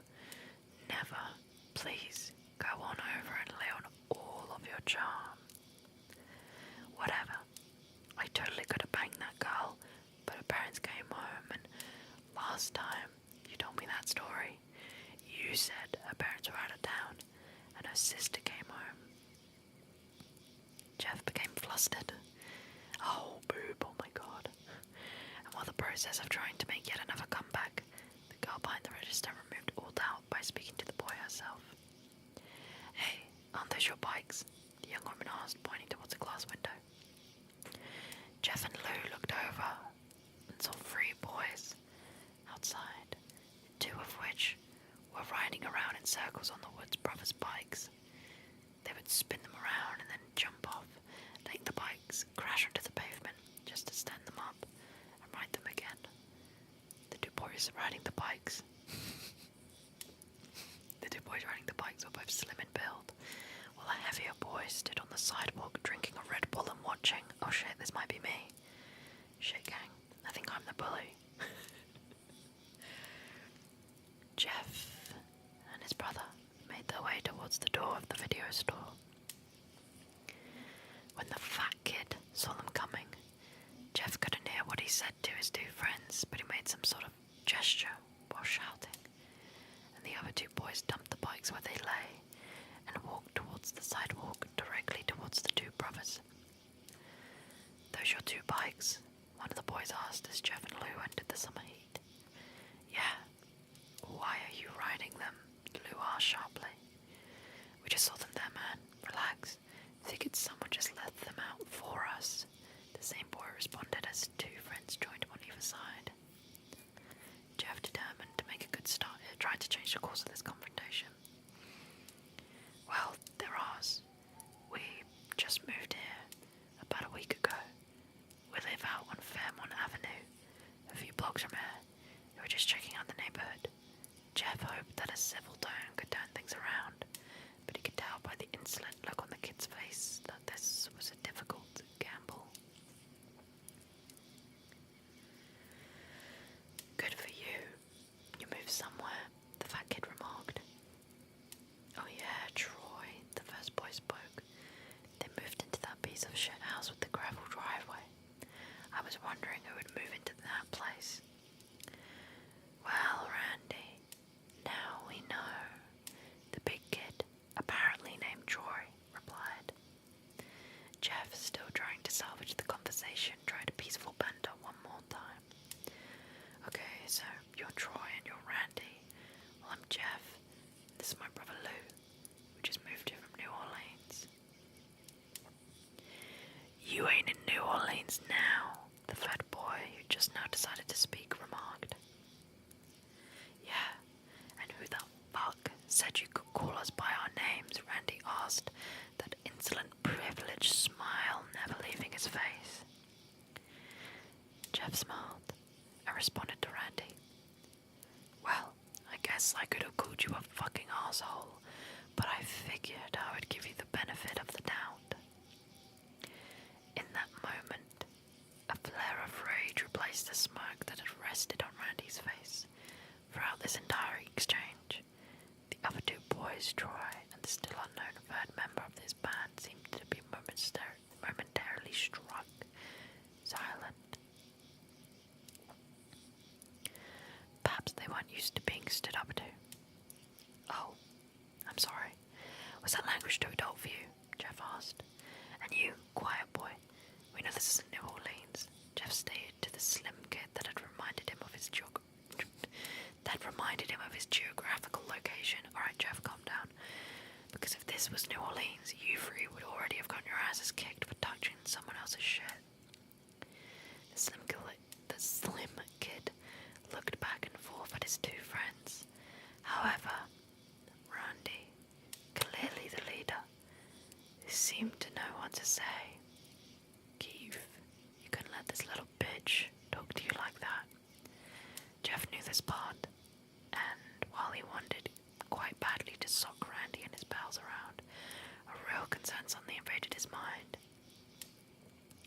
If he and Lou got into a fight on their first week in this new neighborhood, their parents would freak. He could practically hear it now. And while things had been far from perfect in the home, even after the move, there was a peace that had fallen over the family, and Jeff, finding his urges, decided to do his best to keep it. Jeff looked over the three, very well dressed, very privileged looking suburban kids before them and dismissed them. You guys are boring. Come on, Lou. Let them continue their play date without us. Lou laughed at that and followed behind his brother towards the bikes. However, Randy and his little gang of would-be toughs would have none of that. They moved to block Jeff and his brother once again. Where are you going, pussy? Randy asked, shoving Jeff. Jeff could tell that shove had no real conviction. Randy was trying to figure him out. Seeing where his buttons were, he'd push harder eventually, but Jeff swallowed the slowly building anger within him once more. Lou took a bit more exception to the shove. We're going to your mum's house. Me and my brother saved up a couple dollars from doing chores on me here. She doesn't charge much. As the words left Lou's mouth, Randy appeared to only register a small portion of it all. Randy Hayden had grown up in Mainville. The fuck? His father was a partner at a local firm that made a lot of money, something that Jeff would soon come to learn. Randy and his friends, while the same age as Jeff, had grown up in very different circumstances. They were used to being listened to. They were used to being fed. In fact, Randy, the target of the insult, just stood there. It was actually Troy, the fat kid, who stepped forward, his bald eyes squinted in anger. Who are you talking to? Troy shouted, and he took a wild swing at Lou. Lou was both in better shape and had sparred with Jeff a time or two during his time spent boxing. He was able to avoid the punch, but just barely. Had that been all, it may have once again ended there. Troy was clearly taken by surprise at Lou's speed and actually didn't attempt another punch. However, these were bullies, kids that ran in a pack for a reason. The skinny one, Keith, stepped around and threw a punch that connected with the left side of Lou's face. Jeff had seen enough. He'd been shocked how quickly this evolved into blows, even though he'd expected it from almost the start. When he'd first met Randy and his friends, he'd been curious. From there, he'd developed an annoyance with them, and slowly that annoyance had evolved into anger. However, upon seeing Lou punched, seeing the small trickle of blood form on his brother's lower lip, upon seeing the smug look of satisfaction on Q's face, that anger that Jeff felt suddenly exploded into a rage that he'd never felt before in his life. Hi, Snow Angel, thank you so much for the raid. Hello, hello. Solus, hi Solus. Hello everybody. And welcome to a once in a lifetime ASMR stream with Jamjahad. We are doing a ASMR creepypasta reading today. usually am talking in my normal voice, but in order to celebrate surpassing and hitting 2k followers, myself and my partner promised a creepypasta ASMR reading, which he has already fulfilled his half of. So now I'm finishing the job. But welcome in, welcome in. How was your stream? How were the games? What were you up to? If you don't like ASMR, that is totally okay. ASMR is not for everybody, and I don't expect anyone to stay who won't enjoy it. I do hope that you will come around again, because again, I don't usually do ASMR. This is a one-time situation. Well, this happens occasionally, but not very often. Solis was bullying everyone, it was so mean of her. I'm sure it wasn't that bad. Hi Solis, hope you're doing good. Gang, if you guys don't like ASMR and you don't want to stick around, that is okay. That is more than okay. If you do like ASMR and you want to stick around, I'm reading one last story, which is Jeff the Killer remastered and rebooted from 2018. If you don't want to stick around, that is okay. I will be live again tomorrow night, actually playing some video games and talking in my normal voice. If you do want to stick around, get comfy cozy, get a blanket, maybe a hot drink, and enjoy. Enjoy some ASMR. But thank you so much for the raid, my lovely, and welcome to the cult. Yes, I'm gonna keep reading for now, but if you need to raid and run, Snow, please do. You are more than free, obviously. My text is so loud. Oh, stop shouting. Oh my god. Chat, stop shouting. You guys are so loud. Oh my goodness.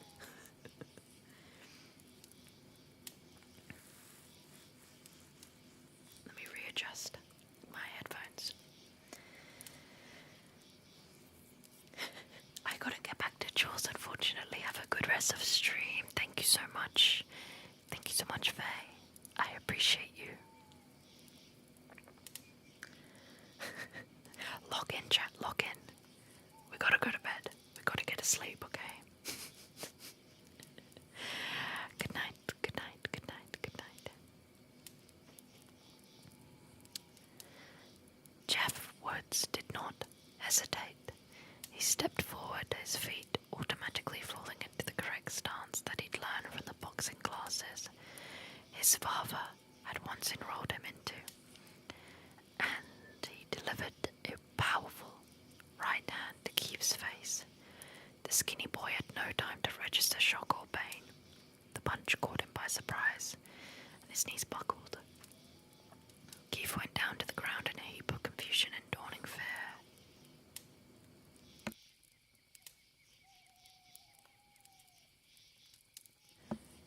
Randy, the so-called leader here, was almost too shocked to move.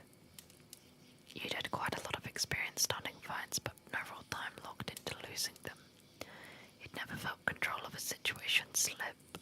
He was used to being in charge, so now seeing one of his friends go down so quickly and easily left him in a state of shock they had no idea how to address. Troy, on the other hand, seemed to have a plan. Throw another punch.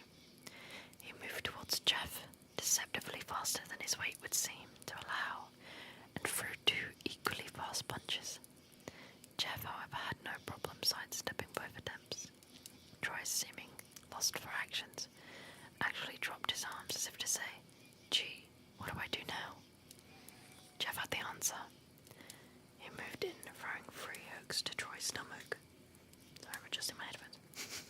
Also, yes, sound alerts are disabled.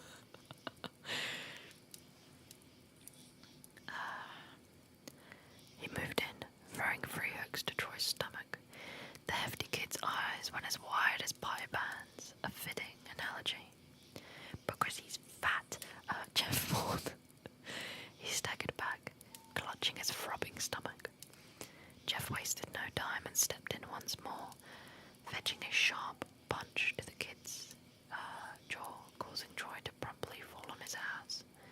Jeff was reminded of King Hippo from the Punch-Out game he used to play, and he couldn't help but smile. Jeff now turned his focus on Randy. He advanced on the boy. Fatty, fatty, no parents. He advanced on the boy, feeling something new from inside of him. He still felt the anger, the rage, actually, at the antics of these three assholes. They had the nerve to mess with their bikes. The nerve. Hi, Birdie. The nerve to insult two kids they'd never met before. And of course, the ultimate offense, touching his brother. However, mixed in with this rage was also a sweet, enjoyable pleasure. Not only was he kicking their asses, but he was loving every second of it. It was as though the joy of showing them up was perfectly blended with the rage he felt towards them. Together it formed into a sadistic, controlled sense of power. Been lurking, trying to sleep. Ah, I hope it's been good. I hope it's been okay, Birdie. Thank you very much, sir. Can you put on a long-ass acrylic and skittle around like a spider? I can do this.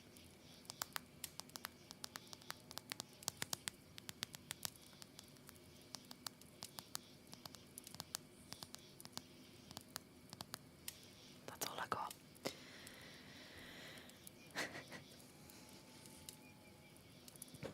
That was until Lou stepped in front of him.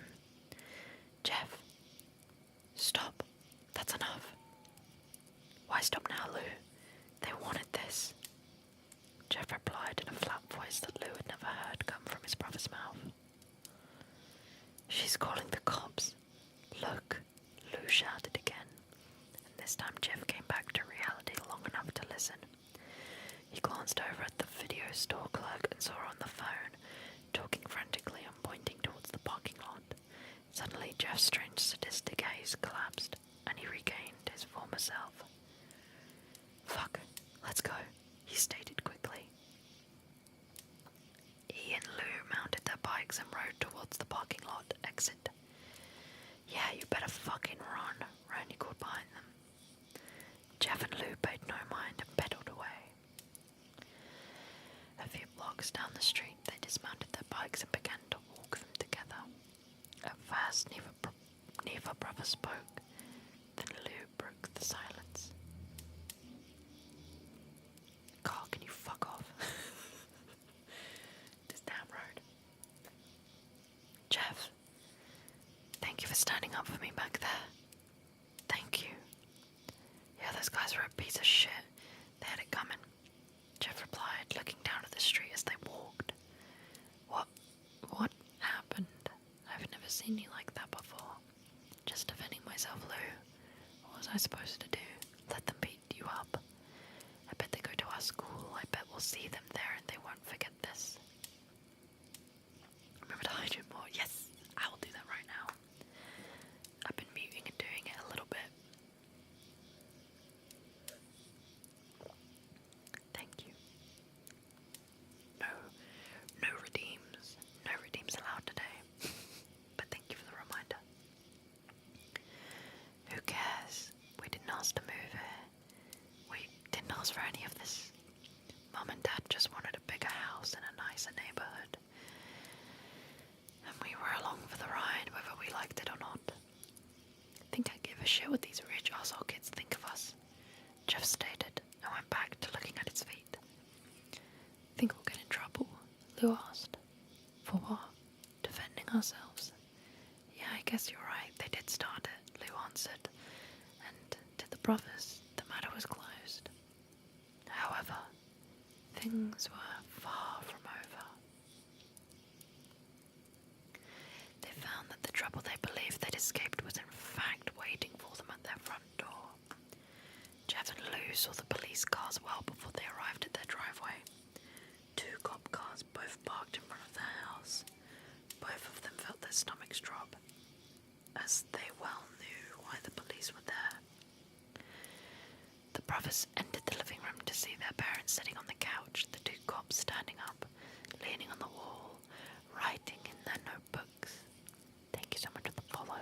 An advert is just about to start. But I appreciate you very much. The brothers entered the living room to see their parents sitting on the couch. The two cops standing up, leaning on the wall, writing in their notebooks. What did you two do? Sheila practically screeched as the two boys entered the house. Lou, younger and less centered than Jeff, began to fall on the defensive. Some kids tried to jump us down by the video store. They were messing with our bikes, and when we went outside they got in our faces. That's not the way we heard it. Matt Woods interjected. I'm assuming that's the dad. His voice firm and ripe with anger and dissatisfaction. No, Dad, that's what happened, Jeff began to explain. We were down at Friendly Video looking around the store when these three kids started riding around on our bikes. All we did was walk outside and the kids started talking trash to us, trying to provoke a fight when we tried to leave one of them punched Lou. Finally, one of the two cops spoke. His name tag read, William.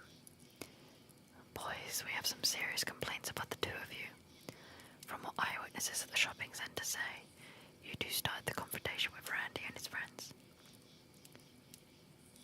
Jeff took notice of how familiar the cop's tone was when he said Randy's name. This is a small town after all. There was a good chance that this cop coached Randy in Little League or drank beers with his dad. Hell, it was even possible that this cop could be an uncle to one of the bullies. No, sir, Jeff replied. We didn't start it. They did. We just wanted our bikes. We just wanted to leave, and they blocked us. William continued as though he'd heard nothing Jeff had just said. Several witnesses, including the video store clerk, say that you saw him first. They say the boys were riding your bikes, but let me ask you this. Did you chain your bikes to anything, or did you just leave them outside the store? Why does that matter? Lou demanded. Well, son, if you just left your bikes lying around in the street, you can't exactly blame Randy and his friends for riding them now, can you? It'd be different had you secured them somehow. But you just left them there. Mum, Dad, you're not buying this crap, are you? You know me and Lou don't start fights. When have we ever? These three punks messed with us. If you can't tell that these cops have taken their side, then you need to open your eyes. Jeff knew he was skating on thin ice, but the rage, it demanded some sort of satisfaction. Jeffrey, do not speak about these officers in that tone. And don't speak to us that way either. Now it's pretty obvious that you two aren't happy here, that you miss your old home, but starting fights in the streets isn't going to change anything, Jeff's mother snapped back. Listen, boys, you're lucky. None of the parents want to press charges. This will be reported as a simple scuffle between teenagers, but be advised you're both unnoticed. This is a quiet town, not like New Orleans. We don't tolerate this sort of behaviour over here. If you see Randy, Keith or Troy, I highly suggest you tell them that you're sorry. We'll be keeping an eye on both of you, so do not let this happen again. You don't want to have an arrest record, do you? Jeff felt his anger bubble over. He couldn't hold his tongue. Who is he to you, Officer William? Is Randy your nephew? Is he a friend's son? Or maybe you go over and screw his mum while you're on duty? Which one is it? That's it. Both of you go to your room. Matt Woods apparently found that he wasn't a mute after all, as he ordered his sons out of the room. Jeff and Lou walked up the stairs, however they refused to hang their heads in shame or feel any regret. Neither of their parents spoke to them for the rest of the day. Jeff and Lou stayed upstairs, venting their shared frustration to each other. They'd been screwed over, even at the young ages. They knew that. They took some solace in the fact that they'd at least hadn't been arrested or cited, but still, they saw what was really going on here. This is great and all, but when do we get to the fucking murder? Okay. That cop, he was protecting Randy, Jeff whispered to his younger brother. No shit, his brother replied. We have to watch ourselves. We have to take care of each other. You saw it down there. Even our parents didn't stand up for us. Yeah, what the hell was up with that? Lou asked. Imagine their fucking image. That's what's up with it. All they care about is fitting in here. They want to make sure they blend in with the rest of the Stepford families. No more fighting. If we see Randy or his two fuckhead friends again, we just walk away, okay? But Jeff, you could kick the shit out of them. Why would we just walk away? Lou asked. Because I can't kick the shit out of the cops, Lou. I can't kick the shit out of Mum and Dad. And that's what that would get us. Fucking Randy and his pals are protected here.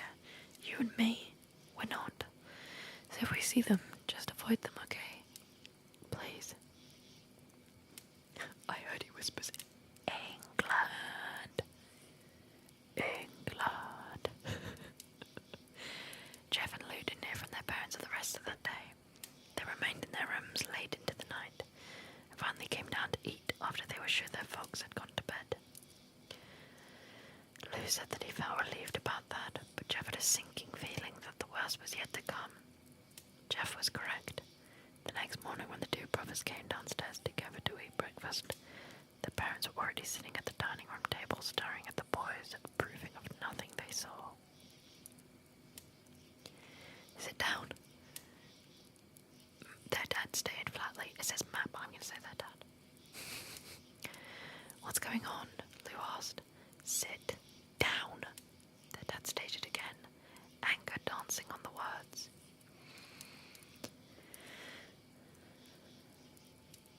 The boys complied without further question. Their dad began his I don't know what the word is. The dad began. Whatever that was yesterday, beating up some kids for touching your bikes, mouthing off at the police, disrespecting both me and your mother, that stops today. We didn't beat anyone up for touching our bikes. Jeff blurted. Shut up, Jeff. This is a one-way conversation, his father barked. That kid, Randy Hayden, his father is a partner at my firm.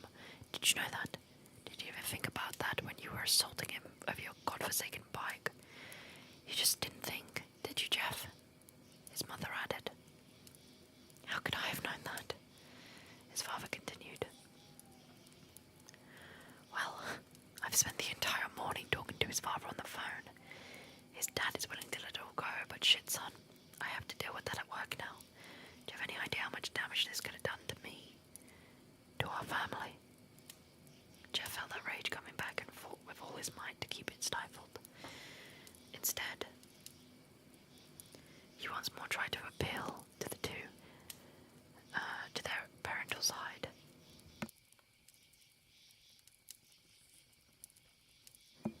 Mum, look at Lou's face. They split his lip. Can't you see it's still swollen? Lou turned his head for a better showcase the injury. My God, Jeff. Says some kid played a little rough with your brother. Is there any reason to fight them? I wanted to make friends with some of the other families in this neighborhood, but thanks to you, I just don't know. No sooner could Jeff or his brother construct a proper defense than their father began speaking again. So your mother and I have talked this through. Since there are only a couple weeks of summer vacation left, we've decided that Lou should spend the rest of the season at Aunt Marcy's place. We've already spoken to her, and she's willing to let him come out there and stay. Both Jeff and Lou were floored by this decision. Both boys began to protest at the same time, but they saw the look on their parents' faces. The decision was made. Why can't we both just go then? Jeff asked. A last-ditch effort to at least get away from his parents. Marcy doesn't want both of you there. She says you two are too rambunctious, and frankly, we agree, his mother answered. And so, it was. Lou was shuttled off to his aunt's place in Abita Springs, Louisiana, a place even smaller and duller than Maineville, if one can believe that. Jeff watched his brother leave and then walked to his bedroom. He felt that rage, however, began to feel almost pleasant to him. He couldn't explain it. He was furious at this turn of events. His parents had turned their backs on their own children. However, through it all, these new feelings he was experiencing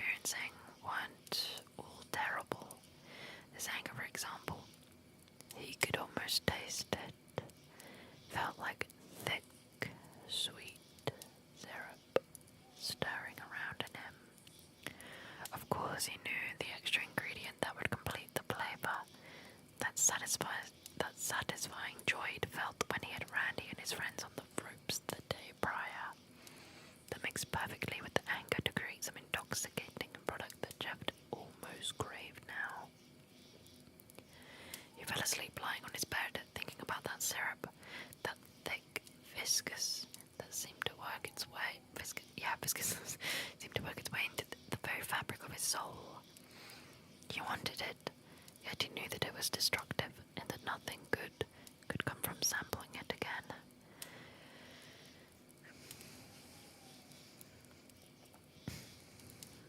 Several days had passed. Tensions were high between Jeff and his parents. Without Lou around, there was nothing for him to do except sit in his room and play video games. He went outside, but didn't venture far from home. He knew if Randy and his goons showed up again, that it would likely result in another fight. For a few days that worked well, and Jeff believed he could get through this.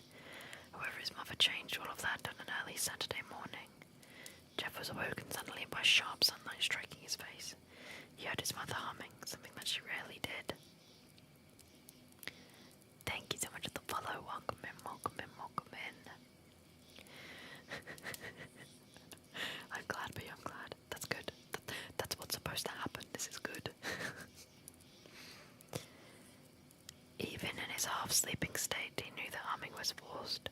She was doing it to wake him up, and figured that added sunlight would get things there even faster. No worries, Birdie. Sleep well. Take care. Have a good day, Birdie. When she noticed Jeff's eyes cracking open, she sauntered over to his bed and began speaking in a tone that simply oozed false triviality. At first, Jeff had refused. Could his mother be serious? Did she really expect him to go over and make friends with Randy? He was still in bed when his mother stopped her incessant humming long enough to tell him to get up and get dressed. Once he learned why, he told her no. No way in hell. However, his mother was a shrewd manipulator. She'd know exactly what would get the job done. She promised Jeff that if he did this for her, went over and made it work with Randy, that Lou could come home the next day. She'd sandbag Jeff right into the corner with that one. He had no choice but to agree. A short time later, Jeff and his mother were pulling into Randy's driveway. Randy's mother answered the door. "Hi, you must be Jeff," she greeted.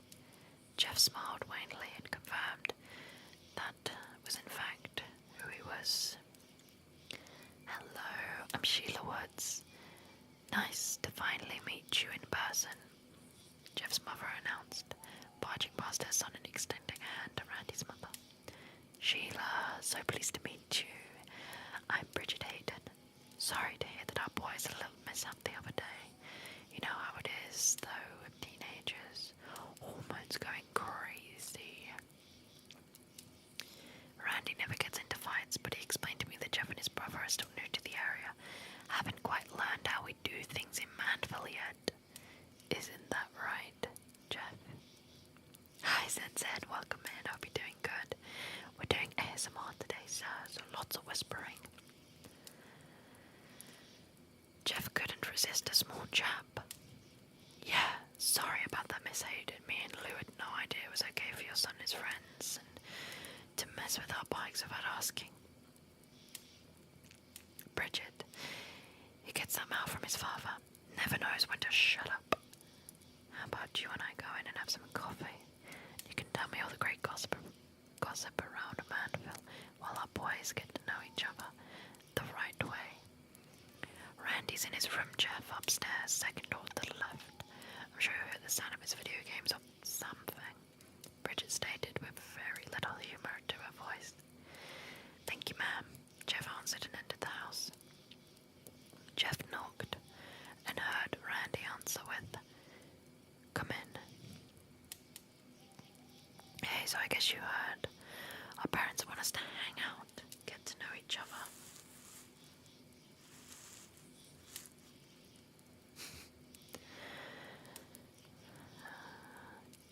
"Yeah, that's my mom, alright. She doesn't like drama, honestly. I think she worries too much. I mean, I'm cool if you're cool."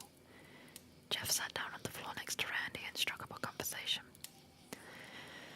"So, turns out your dad is my dad's boss. He freaked out about that fight in the parking lot. He's actually worried that he could fire or something. My dad is like everyone's boss. I fucking hate it. I think half the kids at my school talk to me because their parents are somewhat connected to my dad's firm."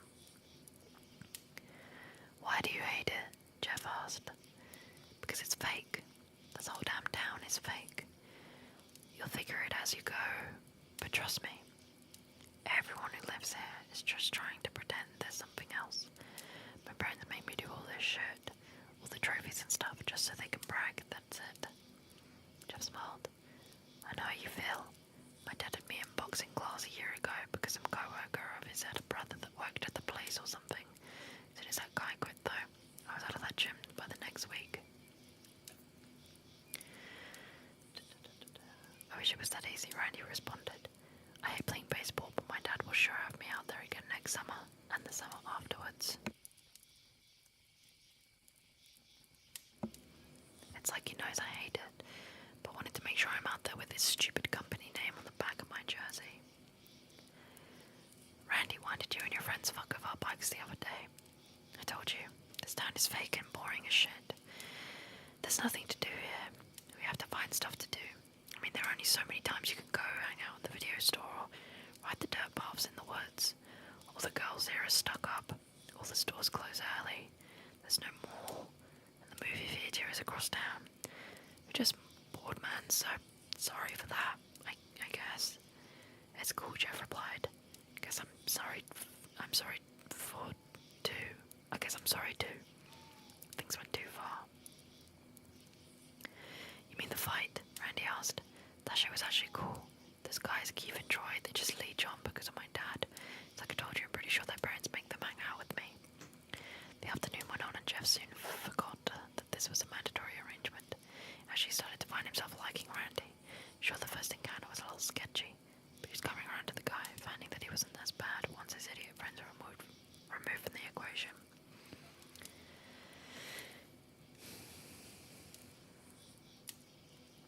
About an hour later, things took a new turn. Jeff heard the twin pops of two car doors shutting in near unison, and then heard the engine start up. He dropped the game controller and peered out of Randy's bedroom window, just in time to see his mother and Randy's mother backing out of the driveway. Our parents are leaving, Jeff said. About time. I figured my mum would have eventually talked your mum into going shopping, or going to get coffee or something like that. Oh my goodness, thank you so much for the raid. Hello Raiders, how are you all doing? Hi Twilight. Hello. Welcome to my ASMR stream. I am not usually an ASMR streamer.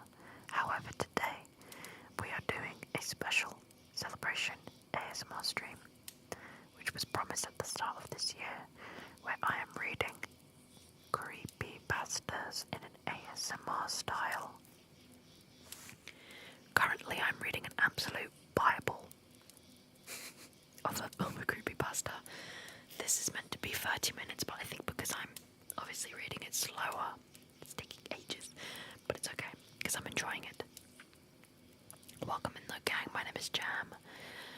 If you're new here, I'm usually a gaming streamer with a louder voice. I don't always do ASMR, so if you don't like ASMR, don't worry, you don't have to stay. But if you do like video games and general good vibes, feel free to come on by another day. Twilight, I hope you had a great stream. Thank you so much for the raid. And if you need to raid and run, please do. I'm gonna quickly scroll down.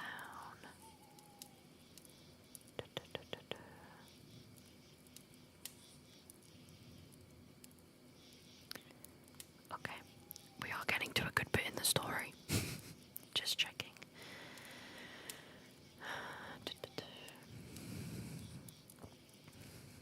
I think there's probably going to be another half an hour of this gang, and then that's going to be it. So, get comfy cozy, get a blanket, turn off the lights, get a hot drink if you so wish, and feel free to relax with me. Thank you, by the way, everybody, for joining today. Even if you don't like ASMR, I appreciate you. Okay. Randy led Jeff out to the garage. It was hot in there with the main door shut. The garage was well kept though, and Jeff observed stacks of magazines underneath a workbench. I don't know if I read, but basically Randy was like, let me go show you something. I'm skipping ahead a tiny little bit. As well as tools and various other utility items stuck about. Standing in the small, closed-in garage with the late summer heat lingering about, Jeff began to feel a bit uneasy. Despite the fact that he and Randy had seemed to bond over the last few hours, Jeff couldn't ignore a sense that things were different now that the adults were gone. "What did you want to show me?" Jeff asked. "Hold on, let me get it," Randy replied, moving the magazines out to reveal a small red box. Jeff watched as Randy removed the box and opened it. "Check it out. My dad's flare gun," Randy announced and waved the red tubular gun about. "Whoa, be careful with that," Jeff shouted, more out of shock than real concern. "It's fine, dude, don't be a pussy." "It's not even loaded," Randy said. However, Jeff watched as he fished one of the flares out of a back compartment. Randy then continued to fiddle with the flare gun, popping it open and loading a flare. "Now it's loaded," he announced. "My dad showed me how to use this last year when we went out boating. Sometimes I take it out back and shoot flares at the trees, but maybe this time I don't need a tree." The change in Randy's voice and demeanor was impossible to ignore. "Okay, well, cool gun. Let's get back in the house, though. It's hot out here, plus I'm getting hungry. What do you have to eat?" However, as Jeff turned to walk through the small door leading back into the house, his path was suddenly blocked by two familiar faces. "Uh-oh." "Where you going, Jeffrey?" The fat kid Troy blurted out. I love that he's called the fat kid, as he and Keith stepped forward into the carriage. "Took you two assholes long enough to get here. I've had to— Whoa!" I'm not saying that on stream. "It took you two assholes long enough to get here. I had to babysit this F slur all day." Goddamn. Randy shouted. A wicked joy was present in his words. "Sorry, Randy, but Keith had to mow his front yard before his parents had let him come out," Troy said, a sheepish tone to his voice. "I know they're calling him a gay. What is it? What a crime." "It's cool, we're here now," Keith said. "What the fuck is going on?" Jeff asked, staring at Randy. He noticed that Randy still had the flare gun in his hands. "I'll tell you what's going on, Jeff. You owe Keith and Troy an apology for what you did. You sucker punched them, and then ran away, calling him a fart." Oh, that F word, yeah. "You didn't even have the balls to fight them fair, so now you're gonna pay them what you owe." "I'm not gonna fight you, okay? I'm done with that shit," Jeff replied as he glanced about the room for an exit. "You're right about that. You're not gonna fight. You're gonna stand there and let my boys get their licks in, then I get mine. And when that's done, you get the fuck out of my house. I'll tell my mum that you got sick and walked home. After that, if you see us again, you better walk the other way. I'm not gonna stand here and get hit by you or your friends, so just let me go home. How about that? Tell my mum that we're cool and everyone wins, okay?" Randy then raised the flare gun towards Jeff. "No, you stay, pussy. You stay and take your licks." Jeff felt that sensation once more, that sick, rich, dark matter that swirled about inside of him. He could taste it now. It was heaven in his mind. He'd imagined himself diving into it, swimming in it, letting it swallow him whole. He looked around and the sensation only grew. He saw Randy standing there holding the flare gun. It was limp in his hands though, and the hammer was not cocked back. Jeff knew that Randy had no intention of firing it. He looked over at Keith, skinny and pathetic, a kid born to follow. Troy, fat and sweaty, breathing a bit heavy from his walkover, and of course in the middle of it all, Jeff himself. He felt that pleasure begin to mix with the rage, forming the perfect product. He tried to avoid sampling it. He knew that only regret could come from indulging in it. However, when it was placed so close, when the aroma and the promise of that sweet, savoury flavour was only inches away, Jeff found that he could no more to stand against it than a ship in the ocean could stand against a typhoon. Jeff began to smile. next line is too good. I'm gonna say this about all my friends. Why are you smiling at me? You queer for me or something? Randy asked, a slight nervous tinge in his voice. Am I smiling, Randy? I guess it's because I'm just having so much fun. Jeff announced, and suddenly lunged towards the unprepared kid holding the flare gun. Jeff struck Randy once in the nose. Randy's arm dropped, yet he kept hold of the flare gun. Jeff, without even needing to look, realised that Troy and Keith had actually taken a step back, instead of advancing as they should have. Jeff delivered another strong blow to Randy's jaw, causing the boy to drop to the floor. Jeff now turned his attention to Troy and Keith, the two tough kids that had yet to actually make so much as a move in his direction. Troy actually backed up a step and stumbled over a stack of magazines that Randy had moved earlier. Jeff took this opportunity and stepped forward, once again introducing Troy's round belly to his fist. Troy tried to stay on his feet, but Jeff's punches combined with the stumble over the magazines caused Troy to fall back, landing hard and striking his head on the concrete slab that was the carriage floor. Keith was actually trying to back away. However, Jeff was currently standing between him and the only exit to the carriage.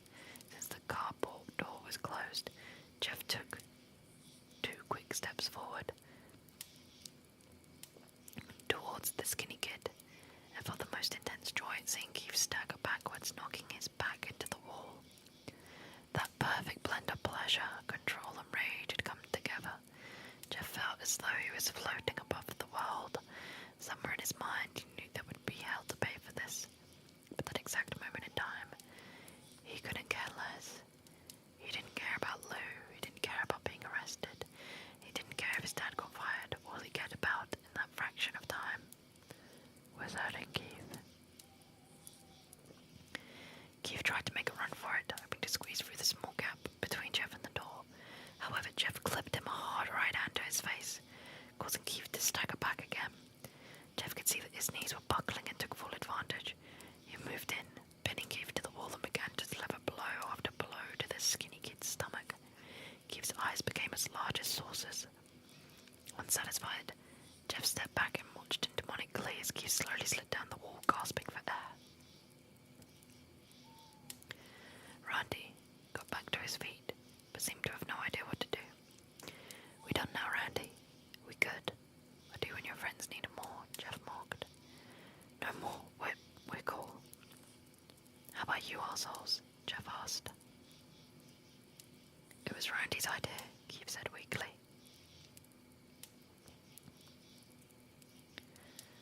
Yeah man, we didn't even want to, Troy agreed. The debate may have continued, but the sound of returning car broke the tension. Shit, my mum is back, Randy shouted, his voice cracking in a humorous way.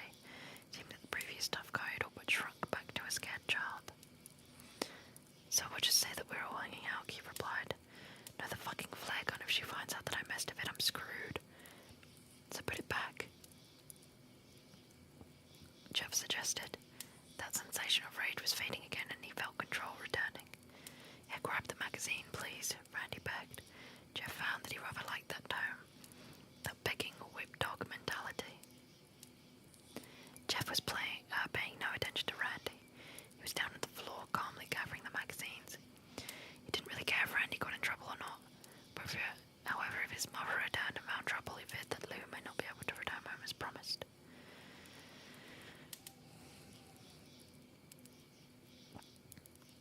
Everything else happened in a flash, both literally and figuratively. Randy, now in a panic over the trouble he'd be in if he was caught playing with the flare gun, had begun to sweat. As his hands frantically clawed over the gun, his thumb pushed the hammer back, unintentionally. He didn't even notice that the gun was cocked. He was turning it over in his hands, trying to quickly disarm it. He heard the sound of keys in the front door. He knew they only had seconds now to hide it. Everything else happened in slow motion. The gun slipped from Randy's sweaty hand as he attempted to rotate it once more. He saw it fall to the floor, seeming to float to the ground rather than fall. Jeff, busy stacking the magazines, had only enough time to register Randy's shocked gasp. He turned to look in the boy's direction, just in time to see the bright red flare gun hit the floor. The gun discharged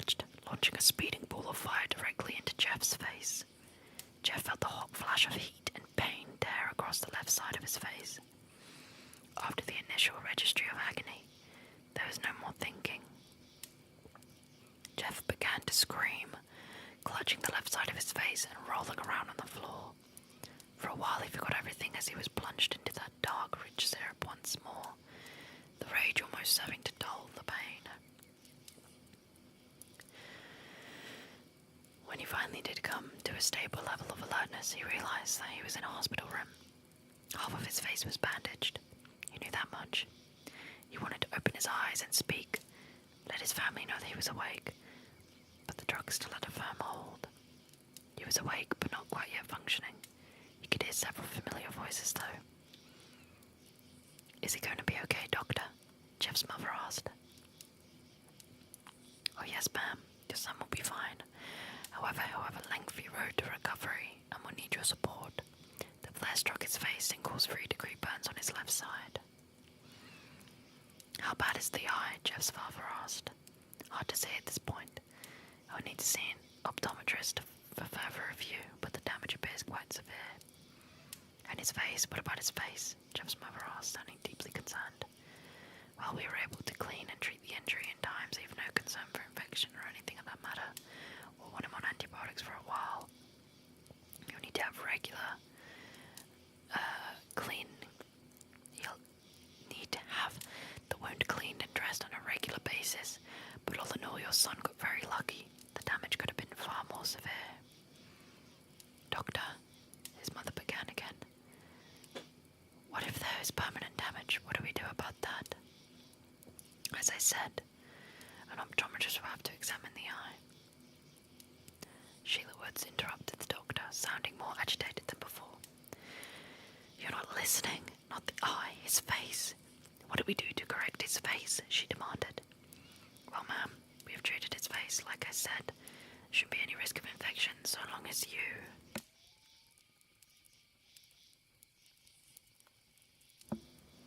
She cut him off again. "Not the infection, his appearance. What can we do for that?" "Miss Woods, that's hardly a concern at this point. Once he's healed and back on his feet, you can possibly explore plastic surgery to repair some of the damage, but honestly, right now we can't waste concerns on how he looks. What is important is that your son is healthy. You can expect to be back at home in a few days, maybe sooner." Jeff's dad spoke again. "Okay, thank you, Doctor. Can we have some time alone, please? My wife and I need to speak." "Certainly," the doctor replied. "Lou, why don't you go down to the hospital cafeteria and get yourself a snack?" his father suggested. "I want to be here in case Jeff wakes up," Lou replied. "Lou, they told us Jeff is heavily medicated. They don't expect him to wake up any time tonight. So just go. If he does come around, we'll have you paged," his father replied. Jeff heard the door open and close as Lou exited. His parents both let out a long, shaky sigh, but Jeff was starting to believe it was not a sigh of relief, but rather one of stress. Also, hi Beans, welcome in. "We're going to have to homeschool him now, Matt. That's just what it's going to be. We're going to have to keep him home," he heard his mother aunt, her voice sounding frantic. "What? I mean, probably won't be able to start school right on time, but I doubt he'll miss a whole year," his father responded, trying to maintain a calmer voice. "I'm not talking about that, Matt. Not worried about him missing a week or two of school. I mean his face, Matt. You heard what the doctor said. His face is going to be disfigured," Sheila argued back. "We don't know the full extent of the damage yet, Sheila. It could be minor, could possibly heal. And you heard what he said. Plastic surgery could be an option in time." "In time? What kind of time? A year, 2 years? What about in the meantime? People are going to see him and they're going to talk. Is that what you want? He's going to be a pariah. Do you think anyone is going to want to have him around their kids?" Jeff was hearing all of this, just letting it soak in slowly. As his mind absorbed the words, he felt that rage return. Sick, rich, dark. That syrup of raw primal emotion. He wanted to scream at his mother to tell her to shut up, that he was the one lying here, half his face burned, blind in one eye. "Oh, thank you, Mars. Sleep well, my lovely. Take care." All thanks to her, forcing him to go over to Randy's house. He wanted to ask her why she left, why she went off to go shopping or have her nails done or whatever it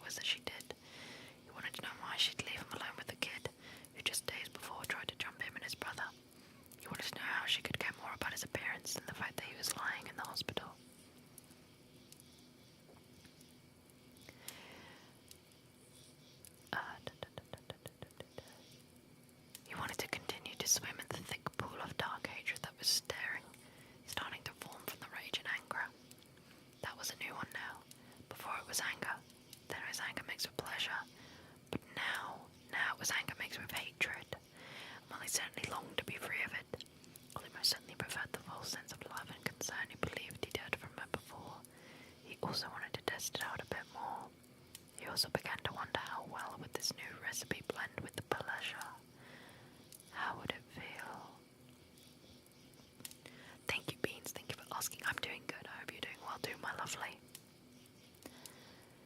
His father began to speak again. I just can't believe he shot himself in the face with a flare gun. I always thought Jeff was more responsible than that. Don't even get me started on that, his mother replied. I couldn't believe it when Randy and his friends explained to the medics and police how it all happened. Randy was just trying to show Jeff around his house. Wanted to show him the collection of magazines his dad kept in the garage. You know, boys, he was probably hoping that a couple of playboys would be in there or something. Then he said Jeff found the box containing the flare gun, but didn't stop playing around with it. Should have heard those other boys, man. They told me that they practically begged Jeff just to put it down before he got hurt. But of course he just had to show off. I just don't know where we went wrong, Matt. I thought us moving out here to have a nice quiet neighborhood would make everyone happy. Jeff, though, he just wants to fight us on everything.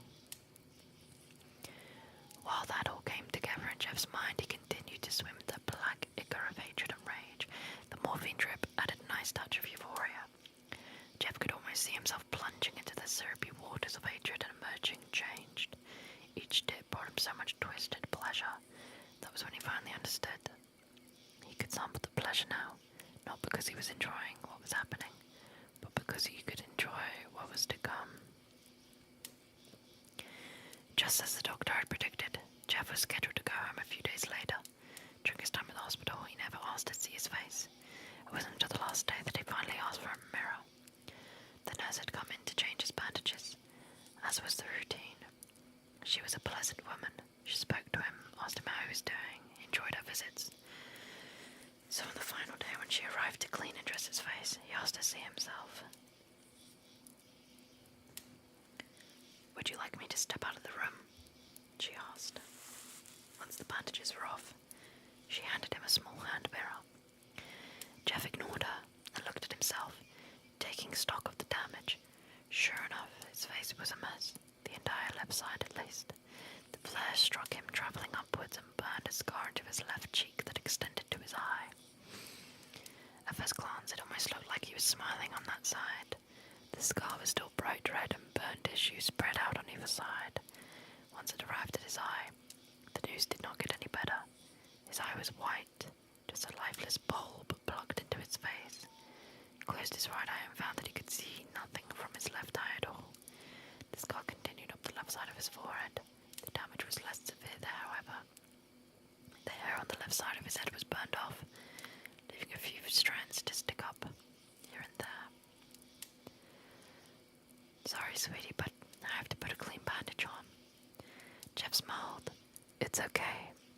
There will be plenty of time for me to admire myself later. I'm gonna skip ahead just a teeny tiny bit.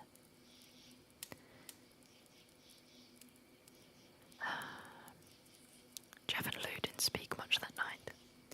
Jeff spent most of the evening staring at himself in the mirror, kept pulling back the bandages and looking at the scars. Lou wanted to see them too, but felt that it might be imprudent to ask. I'm glad you're home, Jeff. I really missed you, Lou said. I'm not okay, Lou. And neither are you. None of us are really. There's a sickness here. The only difference is now my sickness shows on the outside as well, Jeff replied, his voice as flat as that on an answering machine. What are you talking about? One day you'll see it too. This is what happens though. This is what happens when it all falls down, Jeff said, still peeking behind his bandages. Jeff, I don't know what you're trying to say. Jeff didn't reply. Lou left him alone after several moments, went down to his parents and knocked on the door. Mum, I think Jeff is acting weird. You may want to talk to him. Go away, Lou. Leave your mother alone, his father answered. Lou, being young, had no idea. So, he returned to his own bedroom. He didn't know that those would be the last words he'd ever hear his parents speak to him. That night, Sheila and Matt Woods awoke together, both being light sleepers. It took little to bring them out of slumber. The sudden removal of their blanket as it was snatched from the bed to see a small light coming from the half bath that was situated in the master bathroom. The door was cracked only slightly, and the light source was weak. They could make out a human shape standing over their bed, though. What is going on? Sheila grumbled. As their vision came into focus, they realized their son was standing before them. Matt reached over and flipped on the lamp next to their bed. Jeff was standing there, his bandages off, a disfigured face beaming down on them, with a long kitchen knife clutched in his right hand. What are you doing, son? Matt asked, his mind still trying to shake out the cobwebs of sleep. He's got a knife, Sheila screamed, grabbing at her husband's arm. Matt kept his composure, though. Sheila, it's probably the painkillers. He's likely got up and got disoriented. Relax. Jeff tilted his head to one side, still not speaking. He stared hard at his father, slowly bringing the knife up, ensuring that he saw it well. Son, what are you doing? Matt asked. Thank you so much for joining us as well. Thank you so much for the follow. Appreciate you. Scaring you, Jeff replied, with no emotion in his voice. Matt, do something. Okay, son. I realize that you've been through a lot, but you need to go back to bed. I'm gonna call the doctors in the morning. And Jeff moved quickly across to his father's side of the bed, his head moving about, alternating between a normal-looking young man and the deformed ghoul that had been lurking in the shadows. Oh, okay, son, you've scared me. Is that what you wanted? Matt asked, adjusting to the middle of the bed to put distance between himself and his son. Good. Now I can start hurting you, Jeff spoke again, with no emotion. His father had time to utter a single syllable, most likely to ask another question. Thank you so much for the subscription. Thank you. I appreciate that very much, my friend. Thank you so much. I hope that you enjoy the emotes. Thank you. Just to let anyone lurking or new know, a little reminder. I don't typically do ASMR, but there will be a few ASMR streams coming up, so if you enjoy it, feel free to stick around. But I do normally stream video games and other things as well in a normal talking voice. Hello, welcome and thank you so much, my friend. I hope you're doing well. His father had time to utter a single syllable, most likely to ask another question, to try and reason with his son. Jeff, however, gave him time to do no more than that. He lunged onto the bed, driving the knife into his father's stomach. Matt attempted to fend Jeff off, but the wound to his midsection rendered him into shock, and his arm fell to the side. Jeff could hear his mother screaming, but paid no mind. He wanted to finish with his father first. Removing the knife, Jeff stabbed down into his stomach 3 more times quickly. His father gasped and coughed up blood. His body jerked and twitched each time the knife found its mark. After the 3rd time, Matt Woods lay still. Sheila had backed up against the headboard of the bed. She wanted to climb down, make a run for it, but she'd pulled herself up between the headboard and the end table. In her frantic state of terror and confusion, she couldn't figure out how to do something as simple as dismount a bed. Jeff, why? She asked feebly. Randy started it. You must have known that, but you ignored it. Lou had a busted lip. You must have seen that, but you ignored it. I was shot in the face with a flare gun, but you believed Randy. Why? So you could fit in? Jeff asked in a low, almost growling voice. No, baby, I believed you. It was just your father's job, and we're new here, and oh God, please, Jeff. His mother begged. Thank you so much, Klug. That's really kind of you. I hope that your exams go well, my dear friend.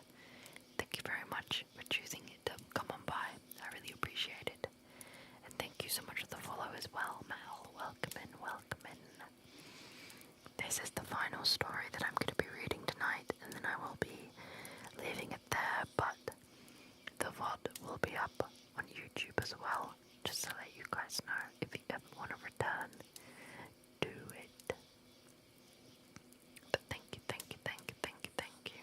Hi Mel, hello.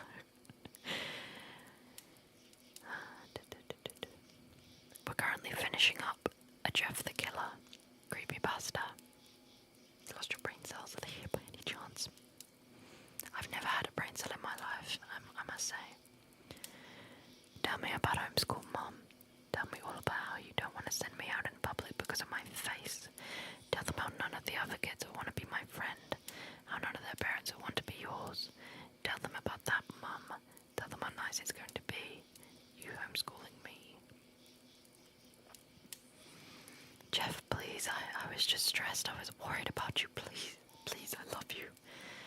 Mum, I think you should take your own advice. You know what you told Lou when we got home tonight? You want to do something nice to welcome me home. You remember what you told us to do instead? Jeff asks as he now crawls over, cornering his mother on the bed. What did I say? She asked, the question coming out barely a whisper. Go to sleep. Jeff snarled and drove the knife into his mother's chest. He stabbed her over and over again, and as he did, he finally found that perfect recipe, the heavenly blend, the rage, hate, and pleasure all mixed into one. The perfect formula. And for a while, Jeff became lost in it all. Thank you, Mel. Thank you. I appreciate you. Jeff opened his brother's bedroom door, not surprised to find his brother asleep. He dozed off with his headphones in, so he slept through all the shouting. That was fine with Jeff. It was easier that Lou not have to hear all of that. Jeff sat down on his brother's bed, nudged him slightly.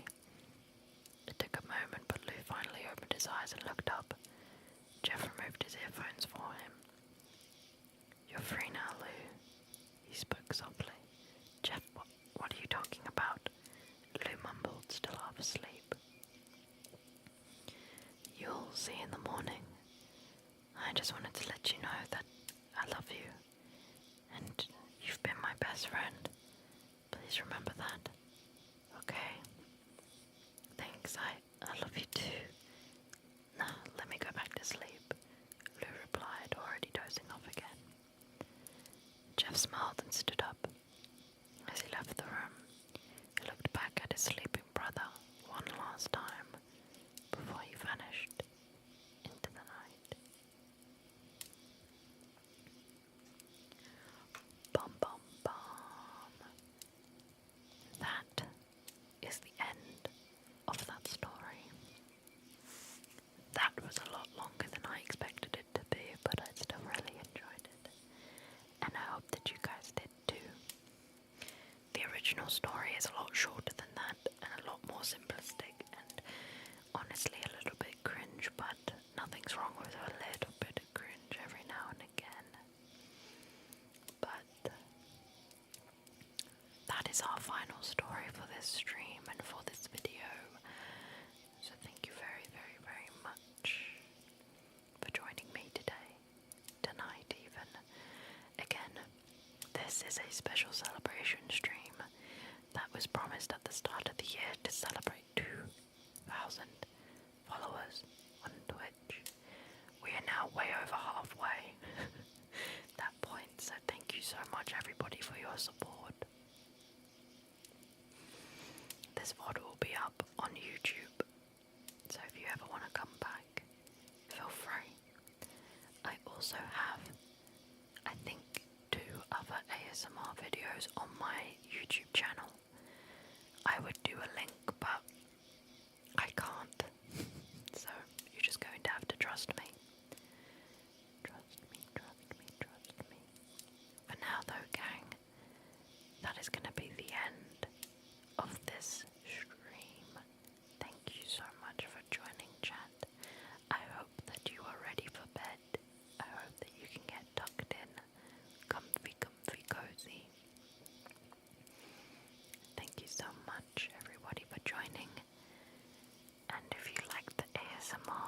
just know that there will be another ASMR stream coming up at some point in the future with a full role play, which is going to be very silly. Thank you so much, everybody. I hope that you all can sleep very, very well, gang. And I will see you guys in the next stream with a normal speaking voice. So thank you so much, everybody. Thank you, B. There's the YouTube if you guys want to go check it out as well. The photo will be up on there. I hope that you all sleep well. Take care of yourselves. And I will see you guys on the next one.